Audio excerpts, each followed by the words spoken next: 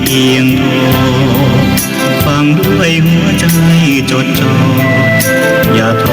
และโทรเลยคืนไหนถ้ามีเวลาว่า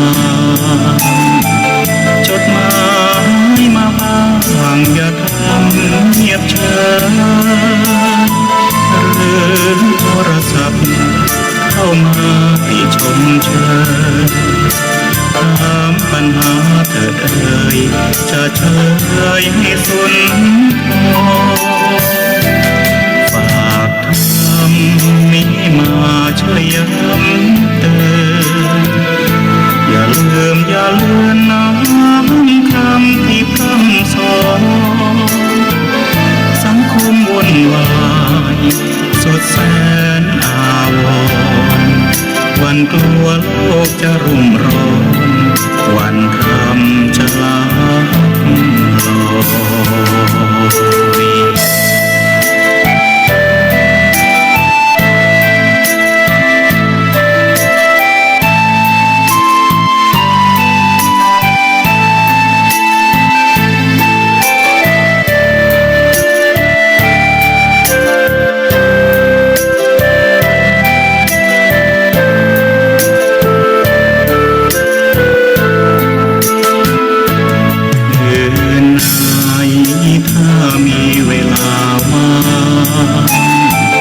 จดหมายมาบ้างอย่าทำเงียบเฉยหรือโทรศัพท์เข้ามาให้ชมเชยถามปัญหาเถิดเอ่ยจะเฉยให้สุนทรฝากทำนี้มาช่วยย้ำเตือนอย่าลืมอย่าเลือนน้ำคำที่พร่ำสอนสังคมวุ่นวายสุดแสนอาวรณ์วันกลัวโลกจะรุ่มร้อนวันคำจะลาลอย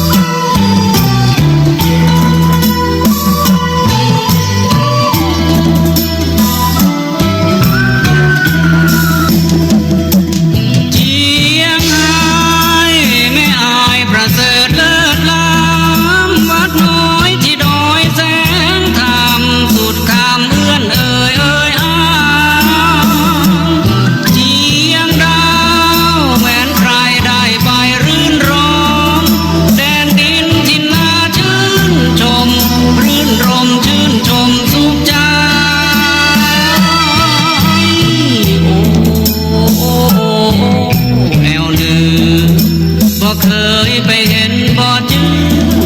อ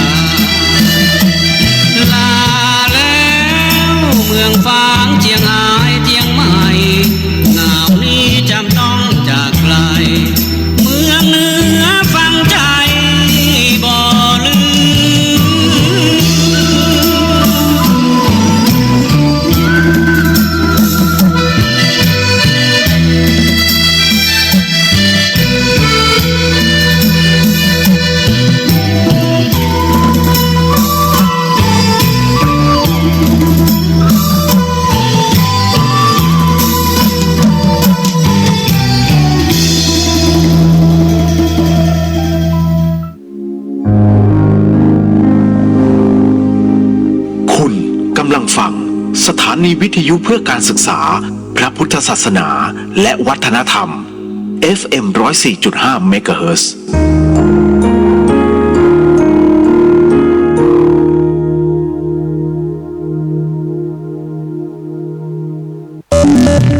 คุณกำลังฟังสถานีวิทยุเพื่อการศึกษาพระพุทธศาสนาและวัฒนธรรม FM 104.5 เมกะเฮิรตซ์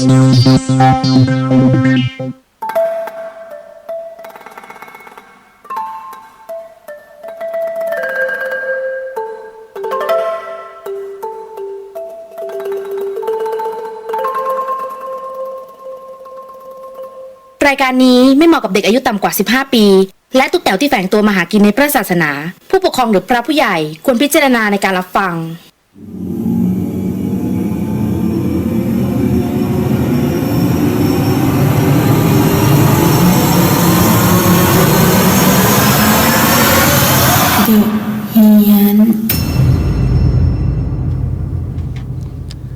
สวัสดีอย่างเป็นทางการฮะมาแล้วครับเดอะเฮียนครับคุณกำลังฟังสถานีวิทยุ FM 104.50 เมกะเฮิรตซ์นะฮะสถานีวิทยุเพื่อการศึกษาพระพุทธศาสนาและวัฒนธรรมฮะเดอะเฮียนฮะออกอากาศเป็นประจำตั้งแต่วันจันทร์จนถึงวันศุกร์ครับก็วันนี้อีก1วันนะที่พี่เลียวทำหน้าที่ตรงนี้เสียงเริ่มหาย พักผ่อนน้อยไม่ได้เป็นโควิดนะ โอ้ยก็เดี๋ยววันพรุ่งนี้นะฮะก็เป็นอีก1วันนะที่เสียวๆเพราะว่าต้องไปรับยาผมต้องไปรับยาส่วนตัวเพราะมันหมดฮะแล้วก็จะเอาแมสไปบริจาคด้วยครับให้กับสถานพยาบาลนะแล้วก็รวมถึงโรงพยาบาลสงฆ์ด้วยนะฮะเพราะว่า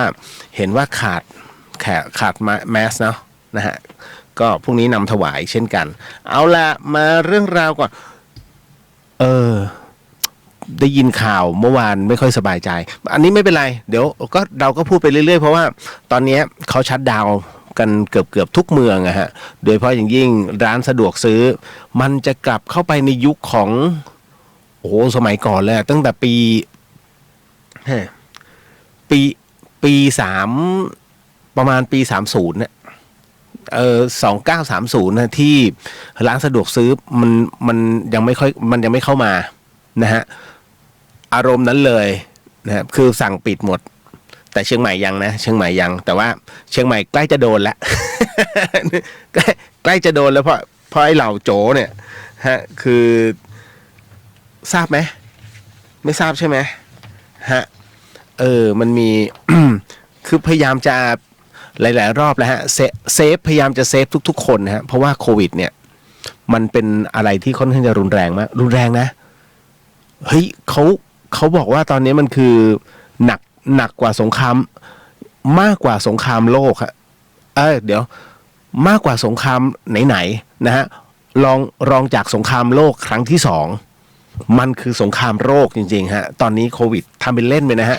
ไอ้โจพวกนี้นะฮะโจเชียงใหม่เนี่ยป่วนโรงพยาบาลนครพิงค์เมื่อคืนนี้ฮะคุณผู้ฟังตอนตี 4ไม่ยอมสวมหน้ากากโควิดแล้วเขาเตือนนะฮะไอ้หนูไปใส่หน้ากากเอาเลยนะฮะเหตุการณ์นี้เนี่ยนะฮะก็คือผู้ที่ใช้ Facebook หวานใจโดเรมอนเขาก็โพสต์บรรยายกลุ่มวัยรุ่นที่รวมตัวกันนะอยู่หน้าบริเวณโรงพยาบาลนครพิงค์นะครับแม่ริมเชียงใหม่นี่แหละช่วงเช้ามืดของเมื่อคืนเนี่ยเอาเป็นว่าเมื่อคืนเนี่ยฮะโดยไม่อยู่ตามการที่มีการรณรงค์เพื่อขอความร่วมมือนะฮะก็คืออยู่บ้านลดเชื้อเพื่อชาตินะและก็ไม่สวมหน้ากากอนามัยป้องกันในช่วงสถานการณ์การเผยแพร่ของเชื้อโควิดนะฮะซึ่งเมื่อเจ้าหน้าที่ทำการคัดกรองเนี่ยก่อนที่จะเข้าโรงพยาบาลคือทุกที่ปากประตูเนี่ยโรงพยาบาลเขาจะมีเจ้าหน้าที่คัดกรองเสมอก็ทำการตักเตือนไปไอ้กลุ่มวัยรุ่นพวกนี้แสดงพฤติกรรมไม่เหมาะสมครับพึดฟัดนะขึ้นเสียงใส่คือประมาณว่ารู้แล้วเนี่ยคือถ้ามึงรู้แล้วเนี่ยนะฮะแล้วยังอวดรู้นะฮะอันเนี้ยถือว่าน่าตบอันนี้เขาเรียกมันเหมือนเรียนน้อยไม่อยากดูถูกนะแต่ว่าถ้ารู้แล้วต้องใส่มาสก์นะฮะคือทั้งเนี้ยโพสต์ดังกล่าวเขาก็บอกว่าอยู่บ้านเพื่อหมอเพื่อเจ้าหน้าที่กลุ่มนี้คงไม่รู้จัก เวลาประมาณตี 4เนี่ยมีรถเก๋งขับมาจอดตรงจุดหน้าคัดกรองอย่างเร็วเราก็ออกไปสแกนค่ายตามระเบียบคัดกรองกลุ่มวัยรุ่นลงจากรถเก๋งประมาณ5คนแต่ละคนเนี่ยอายุประมาณ 15-18 ไม่มีใครใส่มาสก์สักคนหนึ่งเราก็บอกว่าน้องใส่แมสก่อนขึ้นไปตรวจนะครับนะมันจ้องหน้าเราไม่พูดแล้วก็เดินเข้าไปในห้องฉุกเฉินเฉยเราก็เตือนอีกรอบหนึ่งทีนี้มันตะคอกใส่เราบอกรู้แล้วนะฮะไปเที่ยวมาเลยไม่ได้ใส่ไปเที่ยวที่ไหนเจ้าหน้าที่ตำรวจฮะอันเนี้ยต้องถามว่าไปเที่ยวที่ไหนคือมันต้องไปยันต้นต่อเลยนะฮะคือมึงรวมตัวได้ขนาดนี้เนี่ยไม่ธรรมดาแล้วฮะสักพักหนึ่งมีมอเตอร์ไซค์เนี่ยขี่เข้ามาในโรงพยาบาลประมาณเกือบ10 คันไม่มีใครสวมแมสเลยสักคนหนึ่งฮะแล้วก็พูดเสียงดังเอะอะโวยวายน้องรู้ไหมสถานพยาบาลเนี่ยนะฮะเขาส่งเสียงกดแตรมันยังโดนปรับนะฮะแต่ถ้าส่งเสียงดังมากๆเนี่ยแล้วมันอยู่ในสภาวะแบบเนี้ยนะฮะพรกแบบเนี้ยถ้าไม่ใช่โรงพยาบาลนะถึงกับถูกยิงนี่ไม่ผิดนะมันอยู่ในขั้นตอนของพระราชกำหนดเนี่ยฮะถ้ายิงทิ้งนี่ไม่ผิดนะฮะมันเป็นแบบนั้นเพียงแต่ว่าเขาไม่ได้ประกาศแบบนั้นไม่ได้แบบถ้าอยู่ในสมัยจอมพลสฤษดิ์ธนรัตน์มึงเรียบร้อยเลยทุกตัวนะฮะเฮ้ยโหจอมพลสฤษดิ์นี่ไม่ได้นะไปดูประวัติเลยนะฮะเป็นสมัยที่บ้านเมืองสงบแต่ว่าระบบเผด็จการสุดๆนะตอนนั้นนะฮะเอาล่ะพอถึงนะตรงนี้เนี่ยพอเสร็จปุ๊บทำพูดเสียงแดกดันแล้วก็เดินวนไปจ้องหน้าขู่สักพักแว้นออกนะประมาณออกเสียงรถรากยาวยกนิ้วกลางให้อีกนะฮะต้องบอกเลยฮะนะไว้อะไรมากขณะที่จากการสอบถามรายละเอียดเนี่ยข้อเท็จจริงจากผู้ใช้ Facebook รายนี้เขาบอกว่าตนเป็นเจ้าหน้าที่ปฏิบัติการที่จุดคัดกรองเนี่ยวัดอุณหภูมิสแกนไข้ที่บริเวณทางเข้าโรงพยาบาลนครพิงค์เนี่ยเมื่อช่วงเช้ามืดที่ผ่านมาตอนตี 4ระหว่างปฏิบัติหน้าที่อยู่ก็มีจุดคัดกรองนั้นได้มีกลุ่มวัยรุ่นประมาณ 15-18 จำนวน 5 คนลงจากรถเก๋งแล้วก็นำเพื่อนซึ่งได้รับบาดเจ็บอ้างว่าเกิดจากการหกล้มปวดข้อมือแต่ละคนนั้นไม่ได้สวมหน้ากากอนามัยจึงอนุญาตให้เฉพาะคนเจ็บเพียงคนเดียวเท่านั้นเข้าไปยังห้องฉุกเฉินพร้อมกับกล่าวตักเตือนกลุ่มวัยรุ่นให้ใส่หน้ากากอนามัยแต่กลับสร้างความไม่พอใจให้กลุ่มวัยรุ่นน้องถ้าเจอแบบนี้น้องชี้มันนู่นไปนั่งตรงนู้นคือไปนั่งตรงหน้าห้องผู้ป่วยโควิดนะให้มันอยู่ตรงนั้นนะแล้วไม่ต้องปล่อยกลับอีกเลยนะฮะแล้วก็เขาบอกว่าได้พูดตะคอกตอบกลับนะมาว่า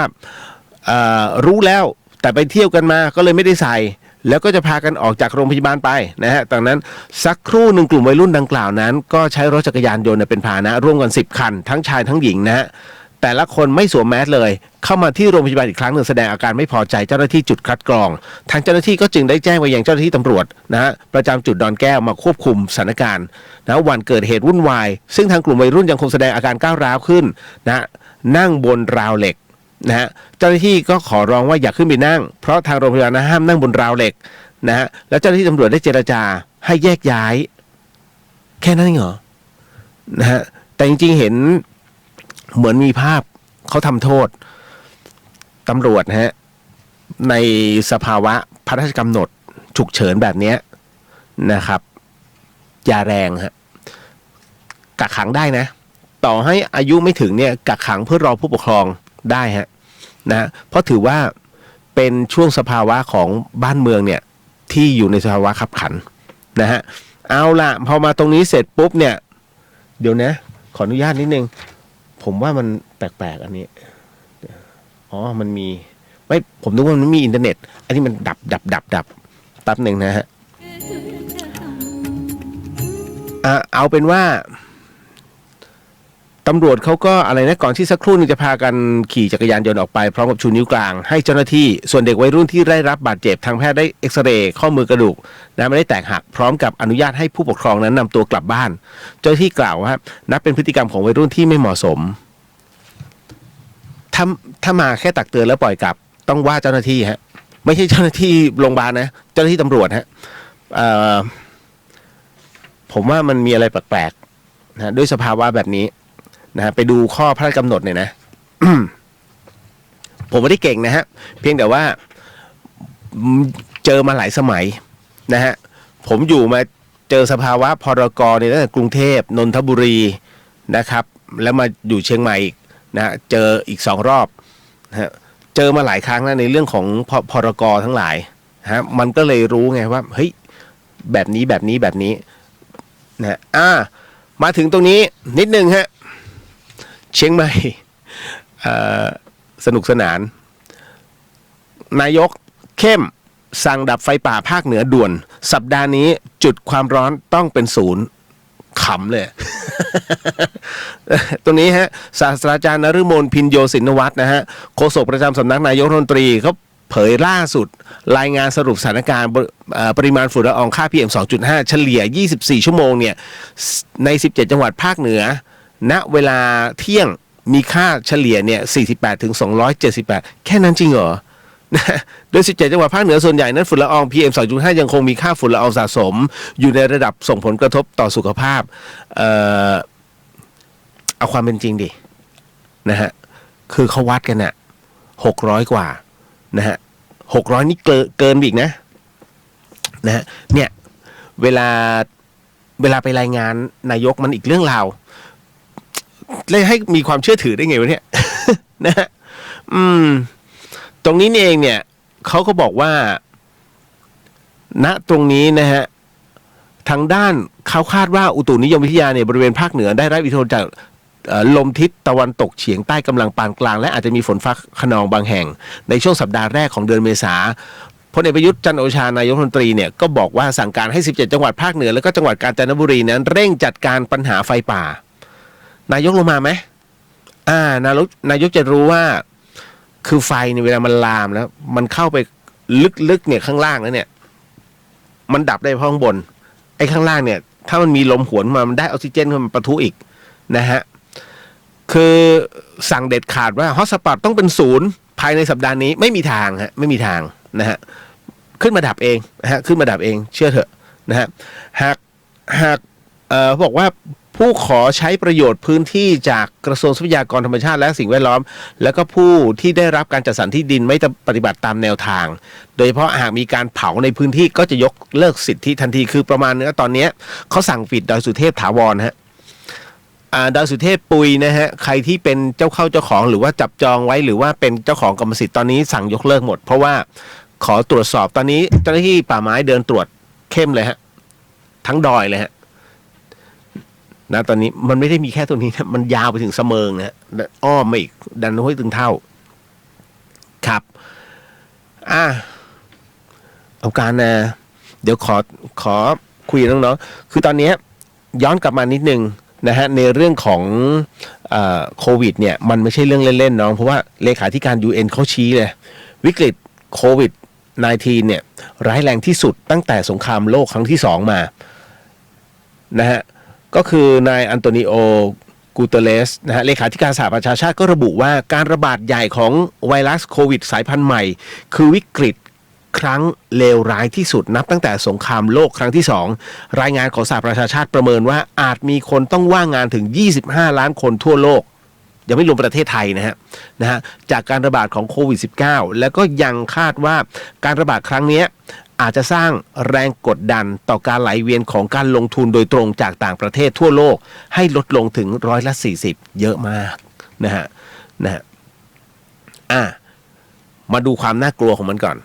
วันนี้โควิดนะฮะไทยของเราตายเพิ่มไป2รวมเป็น12นะฮะติดเชื้อเพิ่ม120รวมสะสม 1,771 ครับคุณหมอธีรวัตรนะฮะศาสตราจารย์นายแพทย์ธีรวัตรเหมจุฑาศาสตราจารย์สาขาประสาทวิทยาภาควิชาอายุรศาสตร์คณะแพทยศาสตร์จุฬาลงกรณ์มหาวิทยาลัยและก็หัวหน้าศูนย์วิทยาศาสตร์สุขภาพโรคอุบัติใหม่คณะแพทยศาสตร์จุฬาลงกรณ์มหาวิทยาลัยก็บอกว่าเชื้อโควิด -19 เนี่ยมันไม่ได้ทำลายแค่ปอดฮะคุณผู้ฟังมันมีผลไปยังสมองและก็หัวใจด้วยเพราะฉะนั้นเนี่ยมันจึงร้ายแรงมากอย่าทำเป็นเล่นนะฮะเอาละเชียงใหม่มันร้อนจริงนะเพราะฉะนั้นเมื่อร้อนแล้วเนี่ยผมว่าร้อนทั่วประเทศฮะร้อนมากก็มีรายงานของอุตุนิยมวิทยาบอกว่าในช่วงวันที่1ถึงวันที่2เมษายนนะฮะแน่นอนที่สุด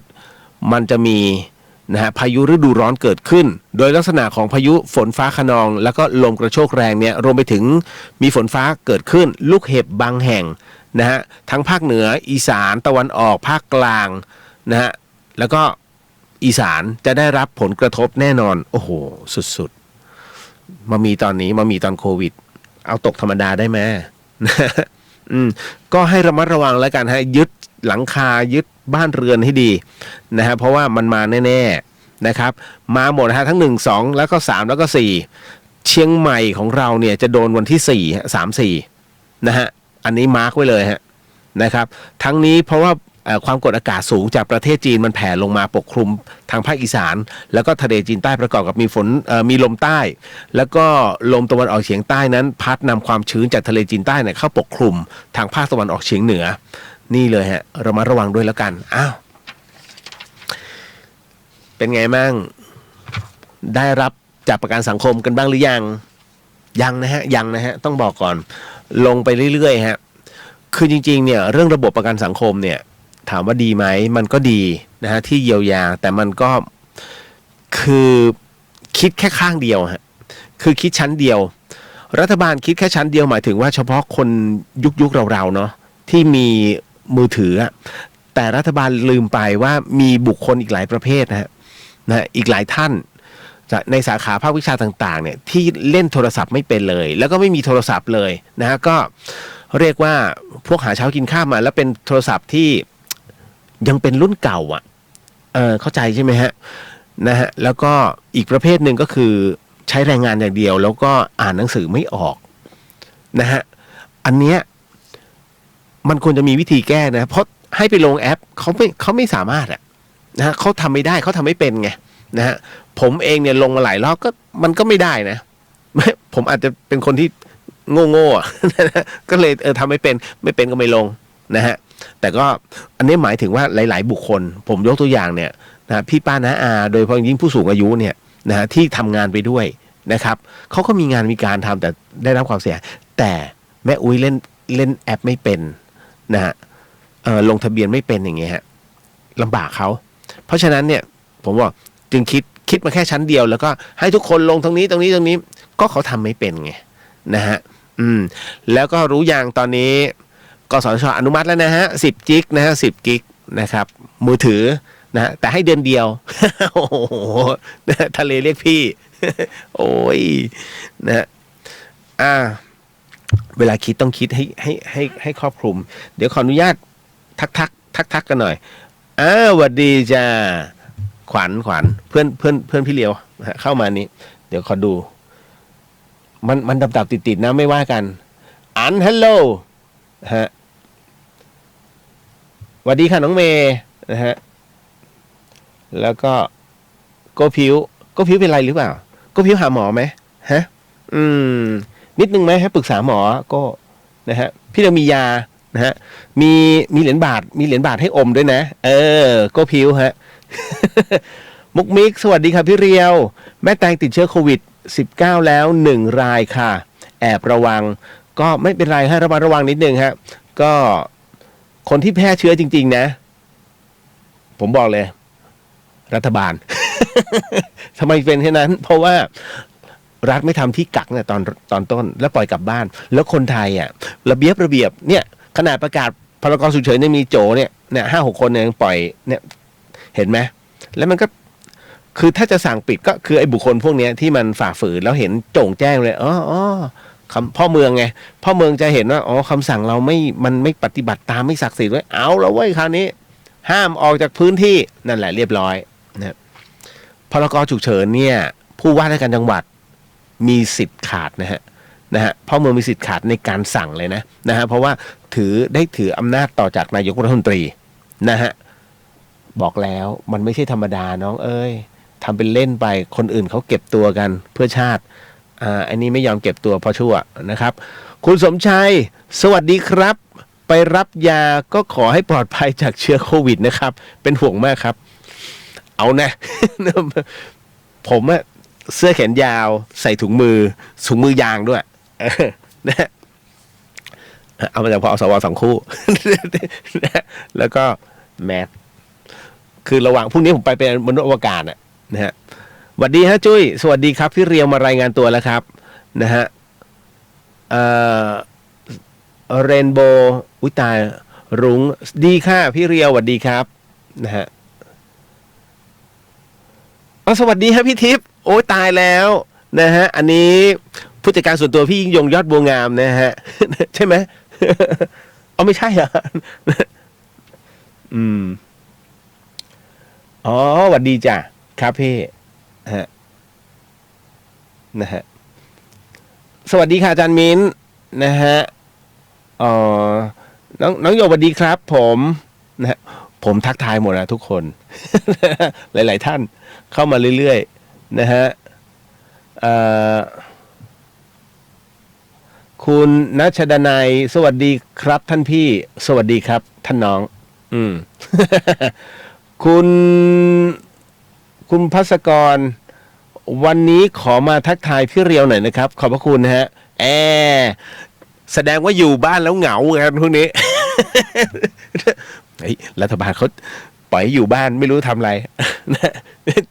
อยู่บ้านก็อ้วนเอาวะฟังพี่มันซะหน่อยนะฮะร้านสวัสดีครับพี่เลียวนะฮะลงทะเบียนแล้วได้รับ SMS มาบอกแล้วว่าข้อมูลไม่ตรงกับบัตร เฮ้ยมันจะเป็นงี้แหละผมงงไม่ตรงได้ไงก็เอาข้อมูลจากในบัตรนะฮะกรอกลงไปมันคือยังไงครับคือมันจะมีอะไรแบบเนี้ย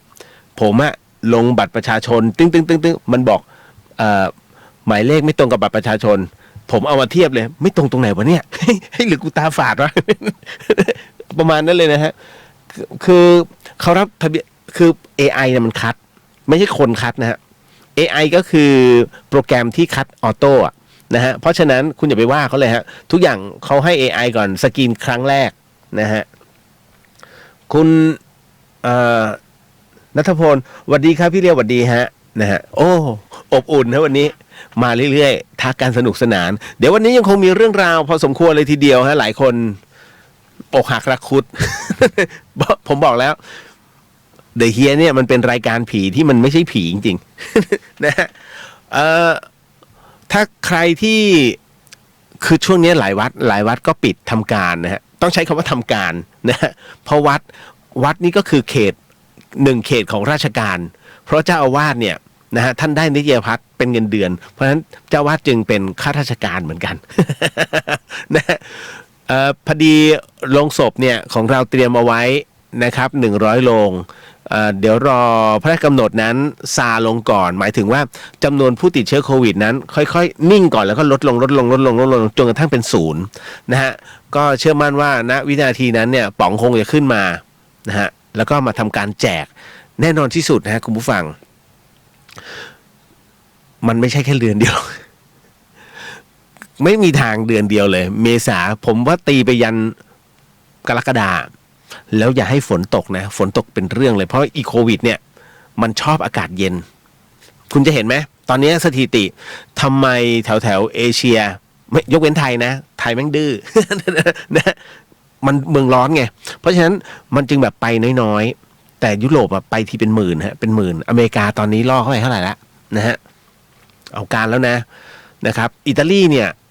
ตายเยอะสุดแน่นอนนะฮะแต่ในที่สุดแล้วเนี่ยผมเชื่อมั่นว่าอเมริกาจะแซงนะฮะถ้าถัวเฉลี่ยแล้วเป็นประเทศที่ใหญ่แล้วหยิ่งนะฮะแต่ว่าตอนนี้สีจิ้นผิงนำอุปกรณ์ไปช่วยแล้วฮะนะครับไปช่วยอเมริกาเป็นที่เรียบร้อยนะฮะพอช่วยไทยเนี่ยจะชะงักทำไมต้องชะงักล่ะหน้ากาก N95 ก็มานี่นู่นนั่นแล้วอ๋อพอดีไทยเก็บภาษี คุณพระช่วยโอ้ยเอาตะตุ่มคิดฮะของช่วยเหลือประเทศแต่ไปคิดภาษีเขา คือมันเป็นระเบียบเข้าใจแต่ว่าเฮ้ยนิดนึงด้วยระบบความคิดเนี่ยมันต้องมีภาวะแบบนี้มันต้องอารมณ์อร่วยแต่ล่าสุดเนี่ยนะฮะล่าสุดนี้เขายกตรงนี้ให้หมายถึงว่าถ้าเป็นวัสดุเป็นครุภัณฑ์พวกนี้ฮะที่จะเอามาช่วยเหลือนะฮะบรรเทาในเรื่องของให้กับสถานพยาบาลเนี่ยยกเว้นภาษีฮะคือจริงๆเนี่ยนะอย่าให้เรื่องเกิดก่อนคิดก่อนฮะคือคุณทำอะไรตามหลังมันทำให้รู้สึกทุกคนหงุดหงิดนะฮะคือชุด PPE มันขาดคุณบอกว่าไม่ขาดซึ่งมันไม่ใช่ฮะผมถึงได้บอกว่าความเชื่อถือมันไม่มี นะตรงนี้ไม่ได้โจมตีนะแต่เราพูดเรื่องจริงบอกให้พูดความจริงรายงานความจริงกับนายกผมไม่ได้บอกลุงตู่ไม่ดีนะฮะแต่ไอ้คนรายงานเนี่ยอยู่ตัวเอาง่ายๆคุณหลับตาแล้วคุณนึกอ่ะคุณคือทุกคนนะฮะที่ถ้าคุณคือหนึ่งเดียวตรงเนี้ยแต่คุณต้องทำงานพร้อมๆกันเนี่ยเยอะๆเนี่ยคุณต้องจ่ายกับลูกน้องนะฮะแล้วคุณต้องรอรายงานเพราะคุณต้องเป็นคนที่ฟันธงว่านี่ถูกไหมแต่มันเป็นรายงานผิดพลาดไงเขาก็ด่าตึมมาลูกบ้านก็ด่าตึมไงอารมณ์เดียวกันนะฮะเพราะฉะนั้นผมไม่โทษแต่เนี่ยให้พูดความจริงนะฮะอย่ามูสาถ้าประเทศนี้เต็มไปด้วยคนโกหกนะฮะทุกอย่างพังนะฮะพูดความจริงนะผมจะย้ำเสมอน้องๆเฮ้ยพูดความจริงนะ น้องเปียกบอกว่าสวัสดีครับพี่เรียวสวัสดีฮะน้องเปียกโอ้ยน่ารักมากไม่เคยทักก็ทักกัน นะฮะสวัสดีฮะคุณศิริรักษ์สวัสดีครับพี่เรียวสวัสดีครับนะฮะทักหมดเลย2 อันเหลือแต่ YouTube ไม่มีใครเข้า นะฮะจริงมีคนเข้าแหละนะฮะแต่ไม่ว่ากันนะอ้าวหมดแล้วไปเข้าเรื่องหลอนเลยไหมมีอะไรกันไม่มีเนาะก็ยัง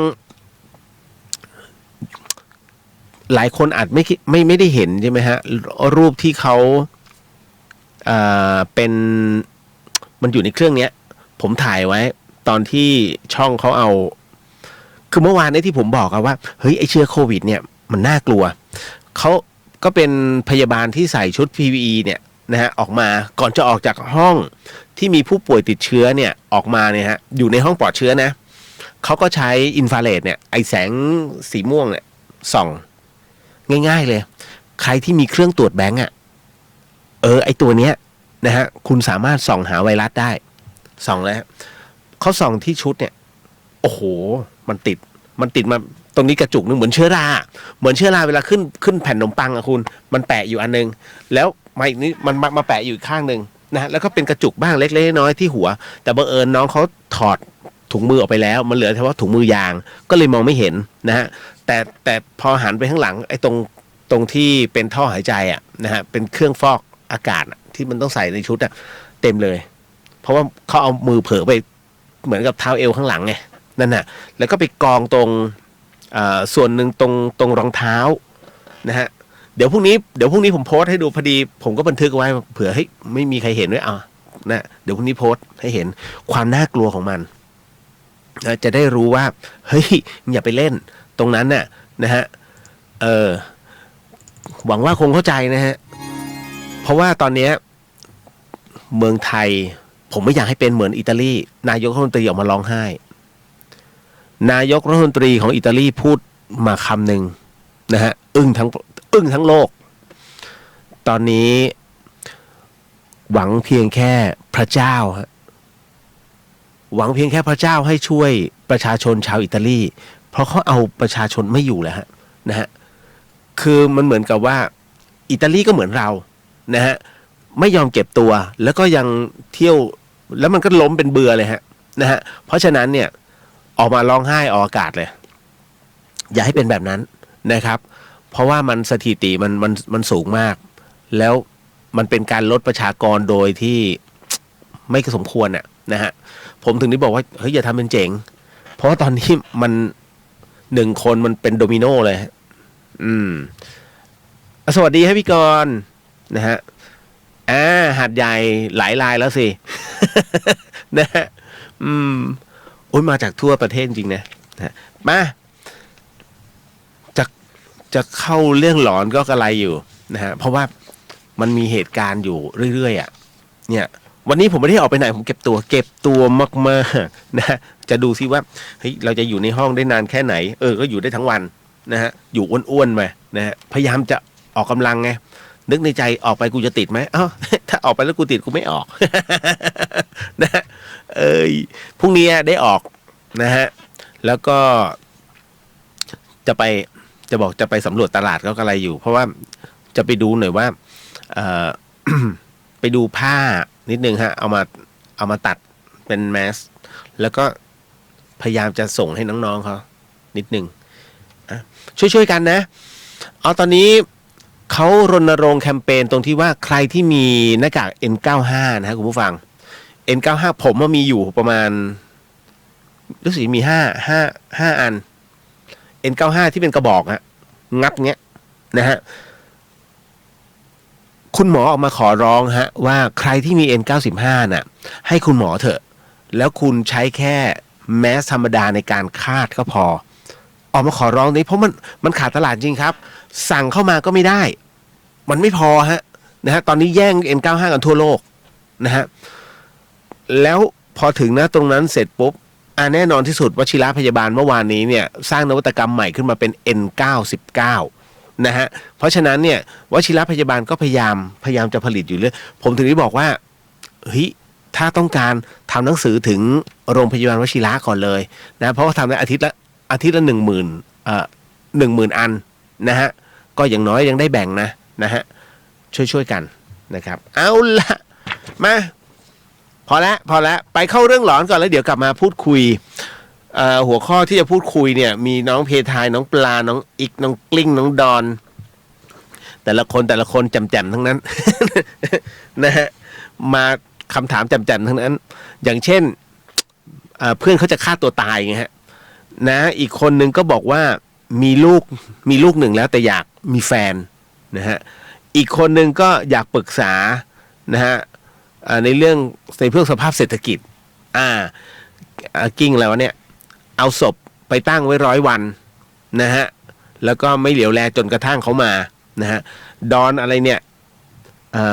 อยากจะบวชอยากจะบวชนะครับคุณปรีดาสวัสดีครับนะฮะอันนี้พี่กรณ์บอกว่าหาดใหญ่ตื่นตัวกันมากขึ้นอะไรฮะโควิดมันตื่นตัวฮะ นะโอ้ยระวังนะฮะ เป็นห่วงมาเข้าสู่เรื่องร้อนก่อนแล้วเดี๋ยวเข้าไปตอบคำถามมันๆนะฮะสนุกสนานนี่คือเดอะเฮียนทาง FM 104.50 MHz จังหวัดเชียงใหม่ครับคุณฟังครับพี่เลียวกับพี่ป๋องรับผิดชอบในส่วนตรงนี้นี่เองครับ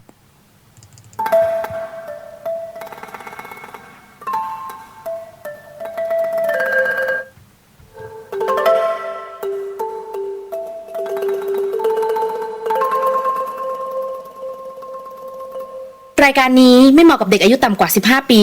และทุกแถวที่แฝงตัวมาหากินในพระศาสนาผู้ปกครองหรือพระผู้ใหญ่ควรพิจารณาในการรับฟัง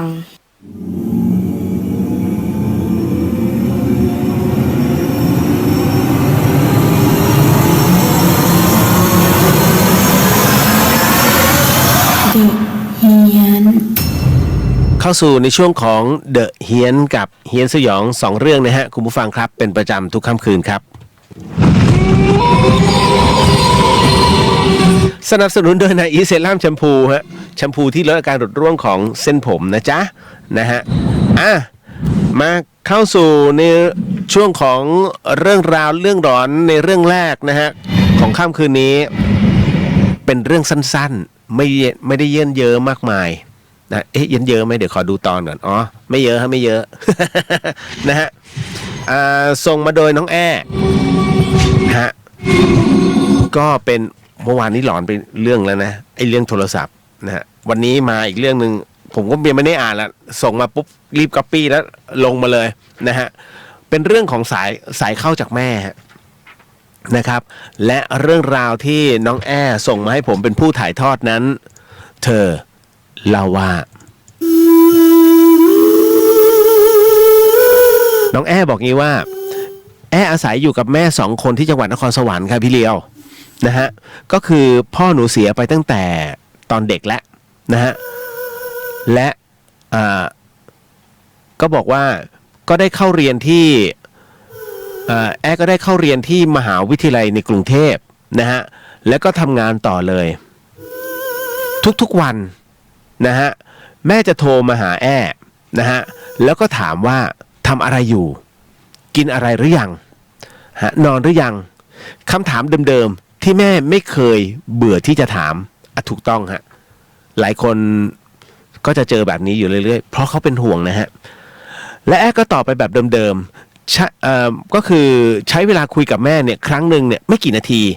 นะฮะแล้วแอ๊ก็ต้องตัดบทนะฮะวางไปตลอดเอาง่ายๆน้องรำคาญผมมาเป็นมาก่อนแล้วผมเชื่อมั่นว่าทุกคนก็เป็นมาก่อนแต่คุณเข้าใจไหมคุณพ่อคุณแม่ไม่รู้จะคุยอะไรเพราะเขาไม่อยู่ในเหตุการณ์กับคุณไม่เหมือนเพื่อนไงนะเพื่อนมันร่วมเรียนด้วยวันนี้เป็นไงบ้างคุณจะพูดได้ต่อเนื่องแต่แม่คนละที่เขารับรู้แค่ตอนอยู่บ้านน่ะคุณทำอะไรนั่นคือ Data สุดท้ายที่เขาเจอคุณเขาก็จะเอาตรงนั้นมาคุยแค่นั้นเลยแต่คุณเนี่ยมองว่ามันคือเรื่องล้าหลังมันก็เลยทำให้ไม่อยากคุยด้วยตอนนั้นเนี่ยแอบบอกว่าหนูก็เพิ่งจะมีแฟนพี่ชื่อว่าพี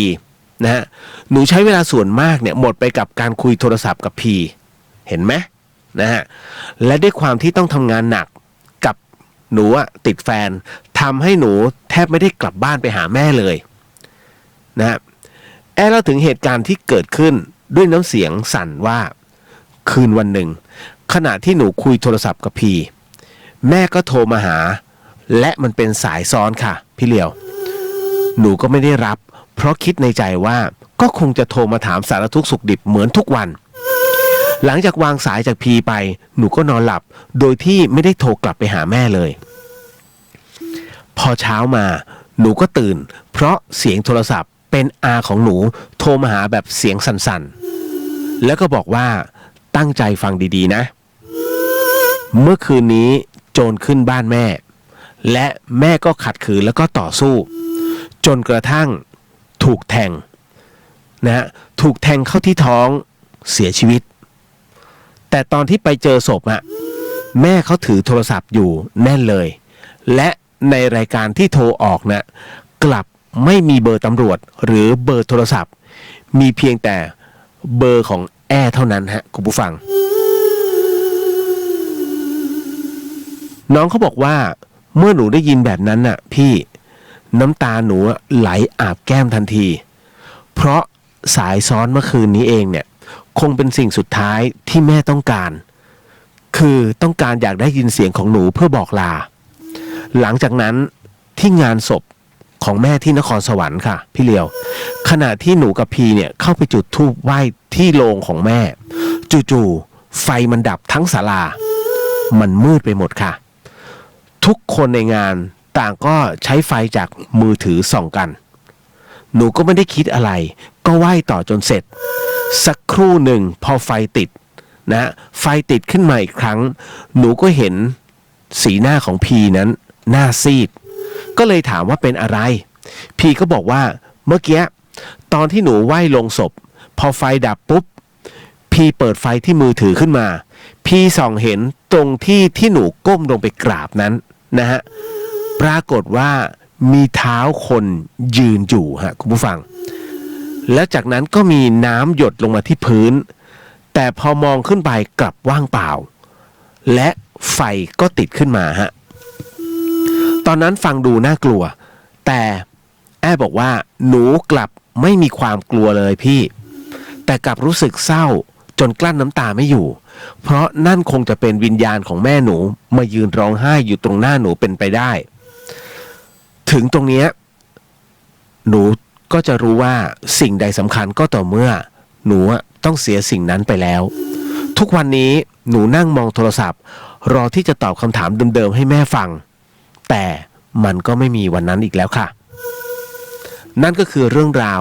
ที่น้องส่งมาโอ้อันนี้ออกเศร้าเลยฮะก็ขอแสดงความเสียใจด้วยฮะน้องแอ้นะฮะเหตุการณ์แบบนี้มันเกิดขึ้นหลายครั้งนะคุณผู้ฟังนะฮะอย่างคุณจำหนังโฆษณาเรื่องหนึ่งได้ไหมที่1669นะฮะแล้วรถพยาบาลขอทางปรากฏว่าอีกคันหนึ่งมันเก๋าไงมันคิดว่ามันเก๋าไม่หลีกหรือหลีกให้ไม่พ้นไงฮะตูดคาไว้รถเขาก็ไปไม่ได้จนกระทั่งพอรถไปได้ไอ้นี่ก็เลี้ยวเข้าซอยนะฮะรถพยาบาลก็ไปเข้าโรงพยาบาลไปปรากฏว่ามารู้ความจริงว่าไอ้คนที่อยู่ในรถน่ะนะฮะเป็นพ่อตัวเองสุดท้ายเสียชีวิตฮะนั่นคือเขาสร้างให้เห็นว่าเฮ้ยบางสิ่งบางอย่างนะคิดว่า มันอาจจะดูไม่สำคัญแต่จริงมันคือสิ่งที่สำคัญที่สุดแต่เราอะละเลยไปแน่นอนฮะความรักเป็นสิ่งสวยงามแต่ไม่ใช่ตาบอดบางคนหลงนะฮะทั้งแฟนบางคนหลงผู้หญิงบางคนก็หลงผู้ชายความหลงมันมีด้วยกันทั้งคู่ฮะความรักมันทำให้คนตาบอดแน่นอนฮะข้าวใหม่ปลามันแต่พอหมดโปรโมชั่นปุ๊บ มึงหมาตัวดีนี่เองอะนะเพราะฉะนั้นเห็นไหมเวลาใครอกหักสิ่งไหนที่เขาคิดได้รู้ป่ะอ๋อกลับบ้านดีกว่าหาพ่อหาแม่เอาทำไมอะทำไมตอนมีความรักใหม่ๆไม่โทรหาพ่อหาแม่บอกเล่าแต่พออกหักปุ๊บกลับไปซบเขามีลูกเอาไปให้เขาอย่างเงี้ยฮะมันยุติธรรมเหรอนี่ไงฮะเพราะฉะนั้นเนี่ยตรงเนี้ยมันเป็นบทเรียนราคาแพงฮะน้องนะครับพี่ถึงได้บอกว่าบางครั้งคุณอย่าละเลยนะผมเนี่ยพยายามจะไม่ละเลยคุณแม่ผมแต่ผมคุยกับคุณแม่ผมไม่ค่อยรู้เรื่อง นะเอาทำไมเป็นอย่างนั้นวะพี่เลียว เพราะแม่ผมเป็นอัลไซเมอร์ นะแล้วพอเวลาผมถามอะไรเนี่ยแม่จะตอบนะแล้วส่วนใหญ่แม่จะถามจะมาเมื่อไหร่นะฮะคุยกันไปสักพักหนึ่งจะมาเมื่อไหร่แม่จะถามอย่างนี้ประมาณ7 เที่ยวอ่ะ บอกถ้ามีเที่ยวต่อไปไม่คุยแล้วนะแม่วางนะ เขาถึงฮะแล้วก็หัวเราะ เหมือนแกล้งอ่ะแต่ว่ามันคือความสุขของเขานะที่ได้คุยนะฮะคุณแม่จะเป็นอย่างนี้ฮะทุกๆคนคุณให้ความสำคัญกับเขาเถอะเพราะว่ามันไม่มีใครหรอกที่จะรักคุณได้จริงใจเท่ากับคุณพ่อคุณแม่แล้วเชื่อผมนะฮะอย่างน้อยวันนี้โทรยังไม่ได้โทรสิพรุ่งนี้ก็ได้นะฮะตอนนี้คงหลับแล้วล่ะผู้สูงอายุมักนอนเย็นมักนอนเร็วแล้วก็ตื่นเช้านะฮะเอาล่ะ ผิดกับคุณแม่ผมเดี๋ยวนี้ชอบฉี่ไม่เป็นเวลา คือฉี่ไม่เป็นเวลาเป็นแบบไหนฮะหมายถึงว่าลุกปุ๊บฉี่ปั๊บอ่ะ เอาล่ะมาไม่ว่าหรอกไม่ได้นินทาแต่พูดสนุกสนานถ้าเขาเดี๋ยวผมก็จะเปิดคลิปเนี่ยให้เขาฟังให้เขาดูเขาก็จะขำ เอาแม่มานินทา เขาจะพูดเงี้ยช้าๆเอาละมาเข้าสู่คำถามมั่งที่น้องถามเอาไว้มาเลยดีกว่านะคุณปรีดาบอกว่าแสดงความคิดเห็นเรื่องไข่ไก่หน่อยครับมันแพงก็ไม่ต้องกินฮะเพราะไข่มันมีอายุสั้นแต่ตอนนี้นะฮะเขาเรียกว่าเริ่มล้นตลาดแล้วเริ่มกลับมาราคาคงที่แล้วฮะนะครับตรงไหนที่แพงนะถ้าเชียงใหม่ไข่แพงปล่อยเลยฮะคุณปล่อยเลยเพราะเดี๋ยวมันจะมีเข้ามาเรื่อยๆแต่ว่าตอนนี้มันเป็นสินค้าคุมราคาแล้วนะฮะถ้าเชียงใหม่ราคาแพงนะคุณไม่ต้องพูดถึงกรุงเทพนะฮะกรุงเทพน่าจะเป็นไข่ทองคำฮะ นะฮะแล้วก็ส่วนราคาน้ำมันจริงๆไม่อยากพูดว่าให้ตุนนะแต่ราคามัน18 บาทนะโซฮอล์91 95อย่างเงี้ยถูกมากนะฮะคุณจะหาราคาแบบนี้อีกไม่ได้แล้วเพราะเวลามันขึ้นที่มันขึ้น35 36โอ้คุณพระช่วยนะฮะเดี๋ยวขอดูอุ๊ยตายไม่มีคนทักเลยอ๋อคุณน้องสลันบอกว่าพี่เรียวครับผมมี N95 1 ชิ้นเอาไปให้หมอโรงพยาบาลไหนดีฮะโรงพยาบาลที่ใกล้บ้านคุณมากที่สุดง่ายที่สุดก็คือตอนนี้มีสันทรายกับสันกำแพงนะฮะแล้วก็นครพิงค์ที่เป็นศูนย์โควิดอยู่นะครับก็ที่ไหนก็ได้ใกล้ๆถ้าขับรถแล้วผ่านไปแวะเอาให้เลยนะคุณหมอผมมีอันนึงให้ฮะนะครับโอ้ดีมากเพราะพรุ่งนี้ผมก็จะเอาไปให้เหมือนกันก็ไม่รู้จะมีเพื่ออะไรนะฮะคุณรัติมาพัฒน์บอกว่าสวัสดีค่ะหากมีผ้าจะบริจาคมาอาสาช่วยเย็บค่ะตอนนี้อุปกรณ์แมสผ้าแพงมากค่ะ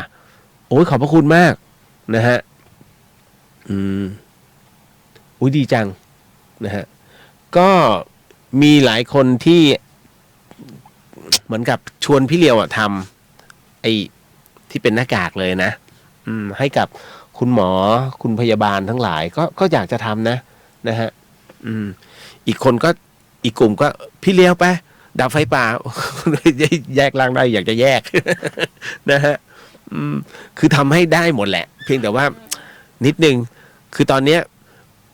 เวลาส่วนตัวถ้าไม่มีจริงๆนะ นะฮะมีวันนี้ที่ผมลองอยู่นิ่งๆอยู่ที่ห้องทำได้ไหมนั่นแหละอ้าวเอาคนแรกเลยที่ถามมาเนี่ยน้องเพทายชื่อเพราะนะเพทายหนึ่งในนพเก้าที่เป็นประดับนิ้วพี่เรียวเพื่อนหนูมันจะฆ่าตัวตายไงค่ะเอาปล่อยมันสิ ไม่เดือดร้อนทำไม พี่เรียวไม่พูดงั้นนะฮะพี่เรียวเพื่อนหนูมันจะฆ่าตัวตายอะค่ะเพราะตอนนี้มันตกงานแล้วก็เงินก็หมดที่สำคัญแฟนมันพอรู้ว่าเพื่อนหนูเงินหมดมันกลับไปอยู่กับผู้หญิงอื่นอันนี้ชั่วฮะชั่วผู้ชายฮะชายชั่วเลยฮะอันนี้ก็เหมือนที่เหมือนว่ารวยกว่าเพื่อนหนูก็พยายามปลอบใจเพื่อนหนูนะคะแต่มันเงียบไม่พูดอะไรหนูกลัวว่าถ้าหนูกลับบ้านกลัวมันจะฆ่าตัวตายจริงๆอะพี่ทำไงดีโอ้โหอันนี้เขาเรียกถูกหลอกฮะน้องมันไม่ใช่ความรักเพื่อนน้องกำลังถูกหลอกด้วยผู้ชายคนหนึ่งที่มองผู้หญิงเหมือนเป็นเครื่องเล่นนะฮะมีเยอะไหมมันเป็นภาวะของอารมณ์ของคนทุกคนผมพูดเลยฮะมันมีทุกคนมีเหมือนกับเกือบจะ 100% ทุกชีวิตของคนเราเนี่ยมักจะผ่านเหตุการณ์คล้ายๆกันแบบนี้ฮะอาจจะไม่แบบนี้เป๊ะนะฮะแต่ว่าเจอคนนี้เสร็จปุ๊บไปเจอคนนี้มันมีแน่นอนฮะเพราะทุกคนคือมนุษย์แต่ไอ้กรณีแบบนี้พอรู้ว่าคนนี้ไม่มีปุ๊บไปหาอีกคนทันทีเนี่ยโอ้น้องกำลังถูกหลอกน้องบอกเพื่อนเลยฮะบอกว่าให้ตัดผู้ชายคนนี้ออกจากสารระบบทุกอย่างคือความฝันแต่เป็นฝันร้ายที่อาจจะต้องใช้เวลาแต่ไม่ควรจะให้เขาอยู่คนเดียวฮะเพราะอันเนี้ยมันหมายถึงว่าด้วยสภาวะเศรษฐกิจตกงานมาเจออีกโควิดแล้วมาเจอแบบนี้เขาเรียกตอนนี้เพื่อนน้องกำลังอยู่ในเส้นกราฟที่ตกลงแบบสุดนะฮะสุดเกือบจะสุดแล้วนะฮะถ้าสุดจริงๆของเขาถ้าเขาคิดว่าเขาขาดที่พึ่งปุ๊บถึงตรงนั้นคือผึ่งแล้วเรียบร้อยเกมเลยฮะเพราะฉะนั้นเนี่ยน้องอย่าเพิ่งทิ้งเขาเป็นเพื่อนเขาก่อนแต่ถ้าอยากจะกลับห้องหรือว่ากลับบ้านชวนเขาไปหน่อยได้ไหมอย่าช่วงนี้อย่าให้เขาอยู่คนเดียวฮะเพราะถ้าอยู่คนเดียวปุ๊บฟุ้งซ่านทันทีนะฮะอันไหนถ้ารักเพื่อนหรือว่าอันไหนเนี่ยแบ่งปันกันได้ก็แบ่งปันกันไปก่อนคือไม่ต้องถึงกับให้เงินยืมแต่ว่าเฮ้ยเราแบ่งกันนะให้เห็นเลยเนี่ยกางกระเป๋ามาเนี่ยมีอยู่40 บาทเอาไป20 บาทเพื่อน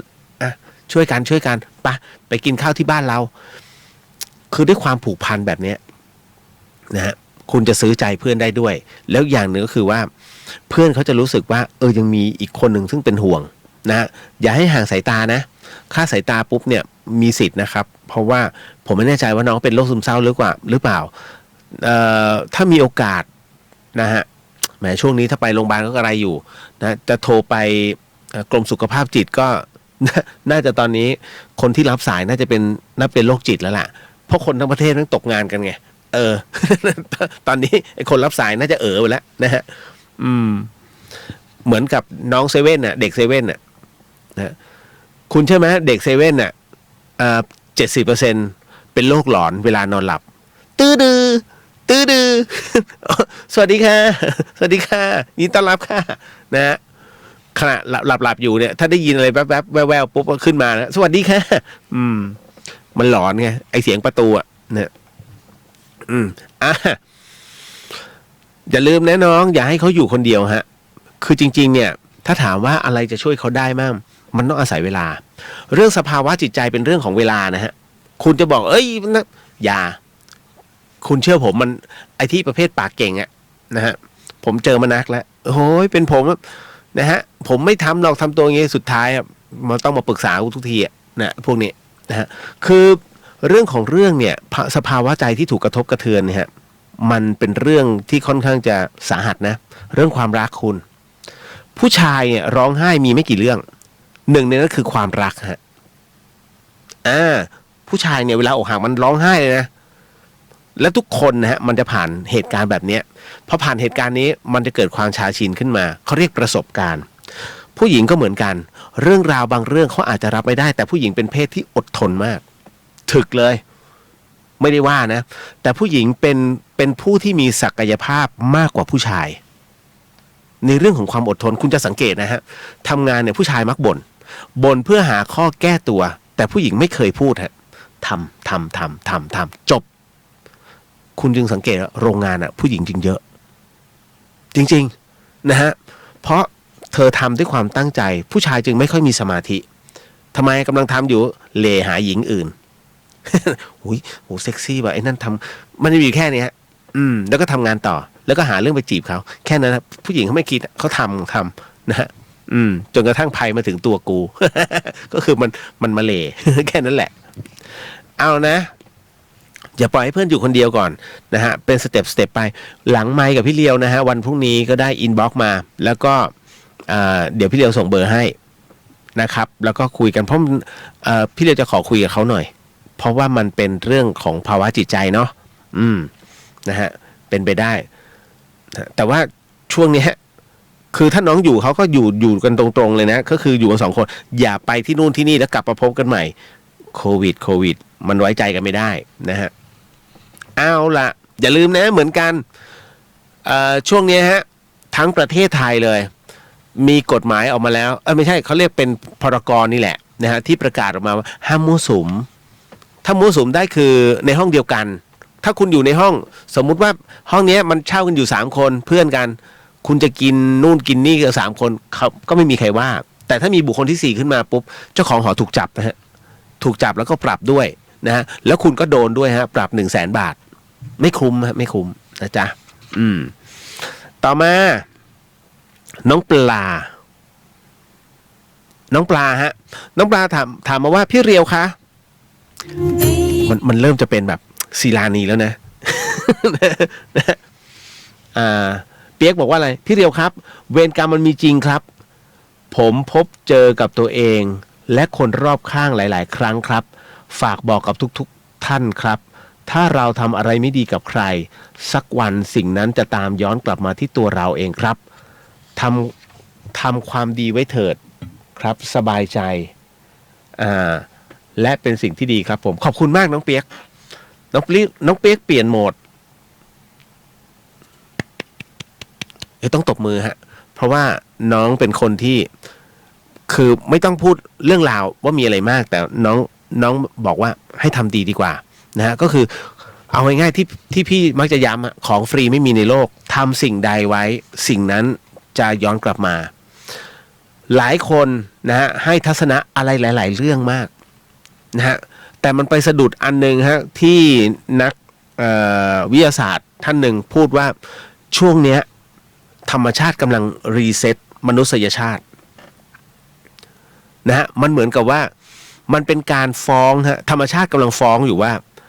มนุษย์เนี่ยทำลายธรรมชาติจนเสียสมดุลของโลกตอนนี้ธรรมชาติจึงขอรีเซ็ตใหม่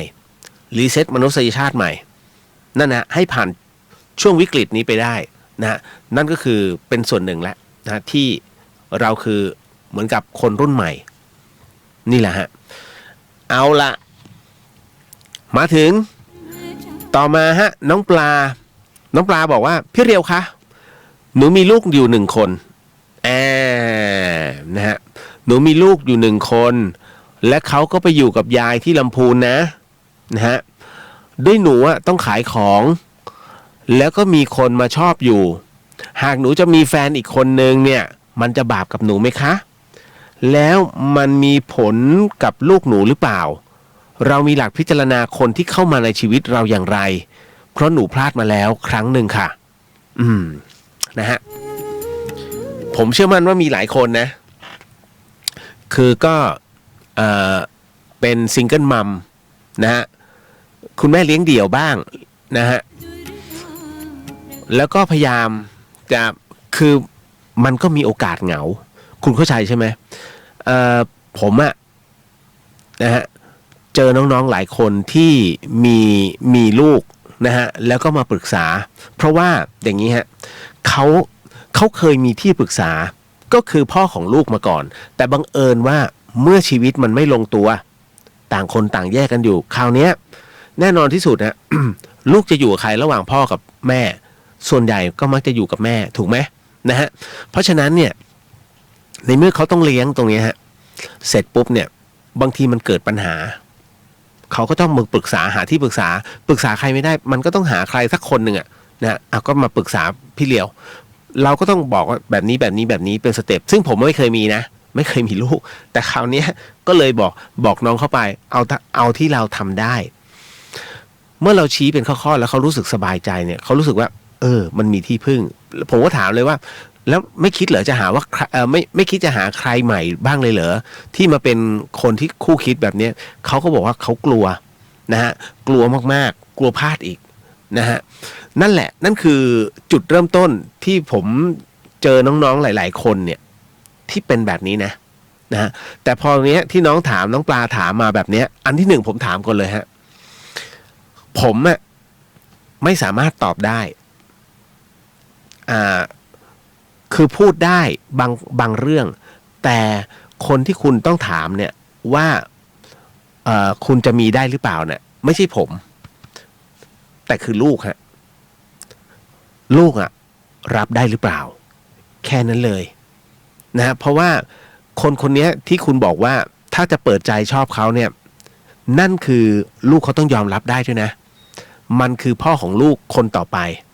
นะฮะแล้วต้องดูเป็นนิสัยด้วยเพราะว่าพ่อเลี้ยงเนี่ยมันก็นะคำว่าพ่อเลี้ยงมันไม่ใช่พ่อแท้ๆของลูกเนี่ยฮะเหตุการณ์ในยังไม่พูดถึงเอาแค่นี้ก่อนพอณตรงนี้เสร็จปุ๊บเนี่ยจะมีวิธีเลือกยังไงนะถามว่าบาปไหมไม่บาปฮะมันไม่ได้เกี่ยวเลยกับกรรมคือน้องไม่ได้คบผู้ชายพร้อมกัน2 คนนะในขณะที่มีลูกนะฮะมีลูกอยู่แล้วนะไม่เกี่ยวนะฮะถ้าไม่ได้แต่งเนี่ยคืออย่างนี้ ทางกฎหมายถ้าไม่แต่งงานกันนะฮะไม่ถือว่าเป็นผัวเมียนะฮะตามนิตินัยถูกไหม แต่ถ้าพฤตินัยเนี่ยคือคบกันเป็นแฟนกันใช่เอาล่ะแล้วถ้าสมมุติว่ามันไม่ได้เป็นด้วยทางนิตินัยนะฮะก็คือการจดทะเบียนอย่างเงี้ยฮะอย่างเงี้ยเขาเรียกโดนตีตาจองถ้าไปมีชู้ผิดแน่นอน 100% นะฮะแต่ถ้าสมมุติเป็นแค่เพียงพฤติกรรมหรือว่าพฤตินัยเนี่ยนะฮะในเรื่องของการไปชอบทีคนนั้นทีคนนี้ทีมันเป็นสิทธิ์ของเราแต่ถามว่าดีไหมถ้าเขามีลูกมีเมียเหมือนกันคุณผิดนะฮะแต่ถ้ามันเป็นแค่อยากคบกันนะฮะต่างคนต่างไม่มีลองคบกันดูนะฮะมันก็ไม่อันนั้นไม่มีความเสียหายเกิดขึ้นนี่แหละฮะแต่ให้ระมัดระวังเพราะคนที่จะเข้ามาคุณต้องศึกษาเขาก่อนว่าเขาเป็นคนที่มีนิสัยใจคอแบบไหนอย่างพุทธศาสนาจะบอกเลยว่า1ศีลเสมอกันหรือเปล่านะฮะ2ชอบเหมือนกันหรือเปล่า3มีทัศนคติเหมือนกันหรือเปล่าถ้า3อย่างนี้เข้ากันได้จบนะฮะแต่จริงๆแล้วมันมีเรื่องคำว่าธาตุซึ่งธาตุมันเป็นเรื่องของการธาตุหมายถึงว่าธาตุของการเกิดธาตุดินธาตุน้ำธาตุลมธาตุไฟธาตุไม้ธาตุทองมันมีอีกฮะเยอะธาตุไม่ตรงกันเนี่ยอยู่ยากนะอย่างไฟกับไฟเนี่ยไฟถ้าไอ้นี่ใจร้อนปุ๊บไอ้นี่ก็ใจร้อนเหมือนกันเนี่ยแต่ต้องดูว่าใจร้อนแค่ไหนเขาเรียกไฟกับไฟประกอบไฟประกอบมักจะแพ้ไฟที่แบบโหมหนักๆไอ้นี้แบบนักเลงมึงมาพาโวยฮะอย่างเงี้ยไฟประกอบมักจะแพ้ แต่ร้อนด้วยกันนะแต่ท้ายที่สุดแล้วอย่าไปประทุถ้าประทุแล้วมันจะระเบิดนั่นแหละอย่างผมเนี่ยธาตุไฟแต่เป็นธาตุไฟประกอบนะฮะเราก็จะรู้ไงว่าผมเป็นคนค่อนข้างใจร้อนนะฮะแล้วผมเป็นคนที่ถ้าตัดปุ๊บตัดเลยตัดทุกอย่างเลยฮะนั่นแหละแต่มันไม่ได้เหมือนกับธาตุไฟถ้าธาตุไฟเนี่ยสมมุติว่าไม่ชอบใครหรืออยากตัดใครสักคนเนี่ยมันตัดวุบแต่ของผมเนี่ยตัดอย่างมีเหตุผลนะฮะมันก็จะเป็นแบบนี้ฮะนี่คือเขาเรียกถึงได้บอกว่าธาตุขึ้นอยู่กับตัวธาตุด้วยของแต่ละคนพอนะตรงนี้แต่ถ้าสำหรับพี่เดียวนะฮะมีวิธีเลือกหรือว่าจะให้เราดูยังไงคุณต้องดูก่อนว่าคนที่มารักเราเนี่ยต้องรักลูกเราด้วยต้องยอมรับคุณพูดความจริงเลยฮะบ้านฉันมีฐานะแบบนี้นะไม่นะฮะ เพราะฉะนั้นเนี่ยถ้าจะมาใช้ชีวิตร่วมกันเนี่ยรับได้เหรอนะฮะคุณต้องเข้าใจอะไรหลายอย่างพอสมควรแล้วก็ต้องศึกษากันนะครับสมัยเนี้ยมันติดต่อกันแค่ตึ้งนะฮะแค่กดโทรศัพท์จบแล้วนะฮะเหมือนส่ง Messenger คุยกันจีบกันแต่ในความเป็นจริงแล้วเนี่ยคุณกำลังคุยกับจินตนาการทำไมจึงเป็นเช่นนั้นเพราะตัวหนังสือที่มันขึ้นมาใน Messenger นะฮะคุณคิดหมดเลยฮะเสียงเขาต้องเป็นแบบนี้เสียงหล่อเสียงหวานหน้าตามึงต้องดีถูกป่ะนะฮะแต่ในขณะเดียวกันฮะพอไปเจอตัวจริงปุ๊บ รูปมันไม่ตรงปก จ่อยเป็นแถว ถูกไหม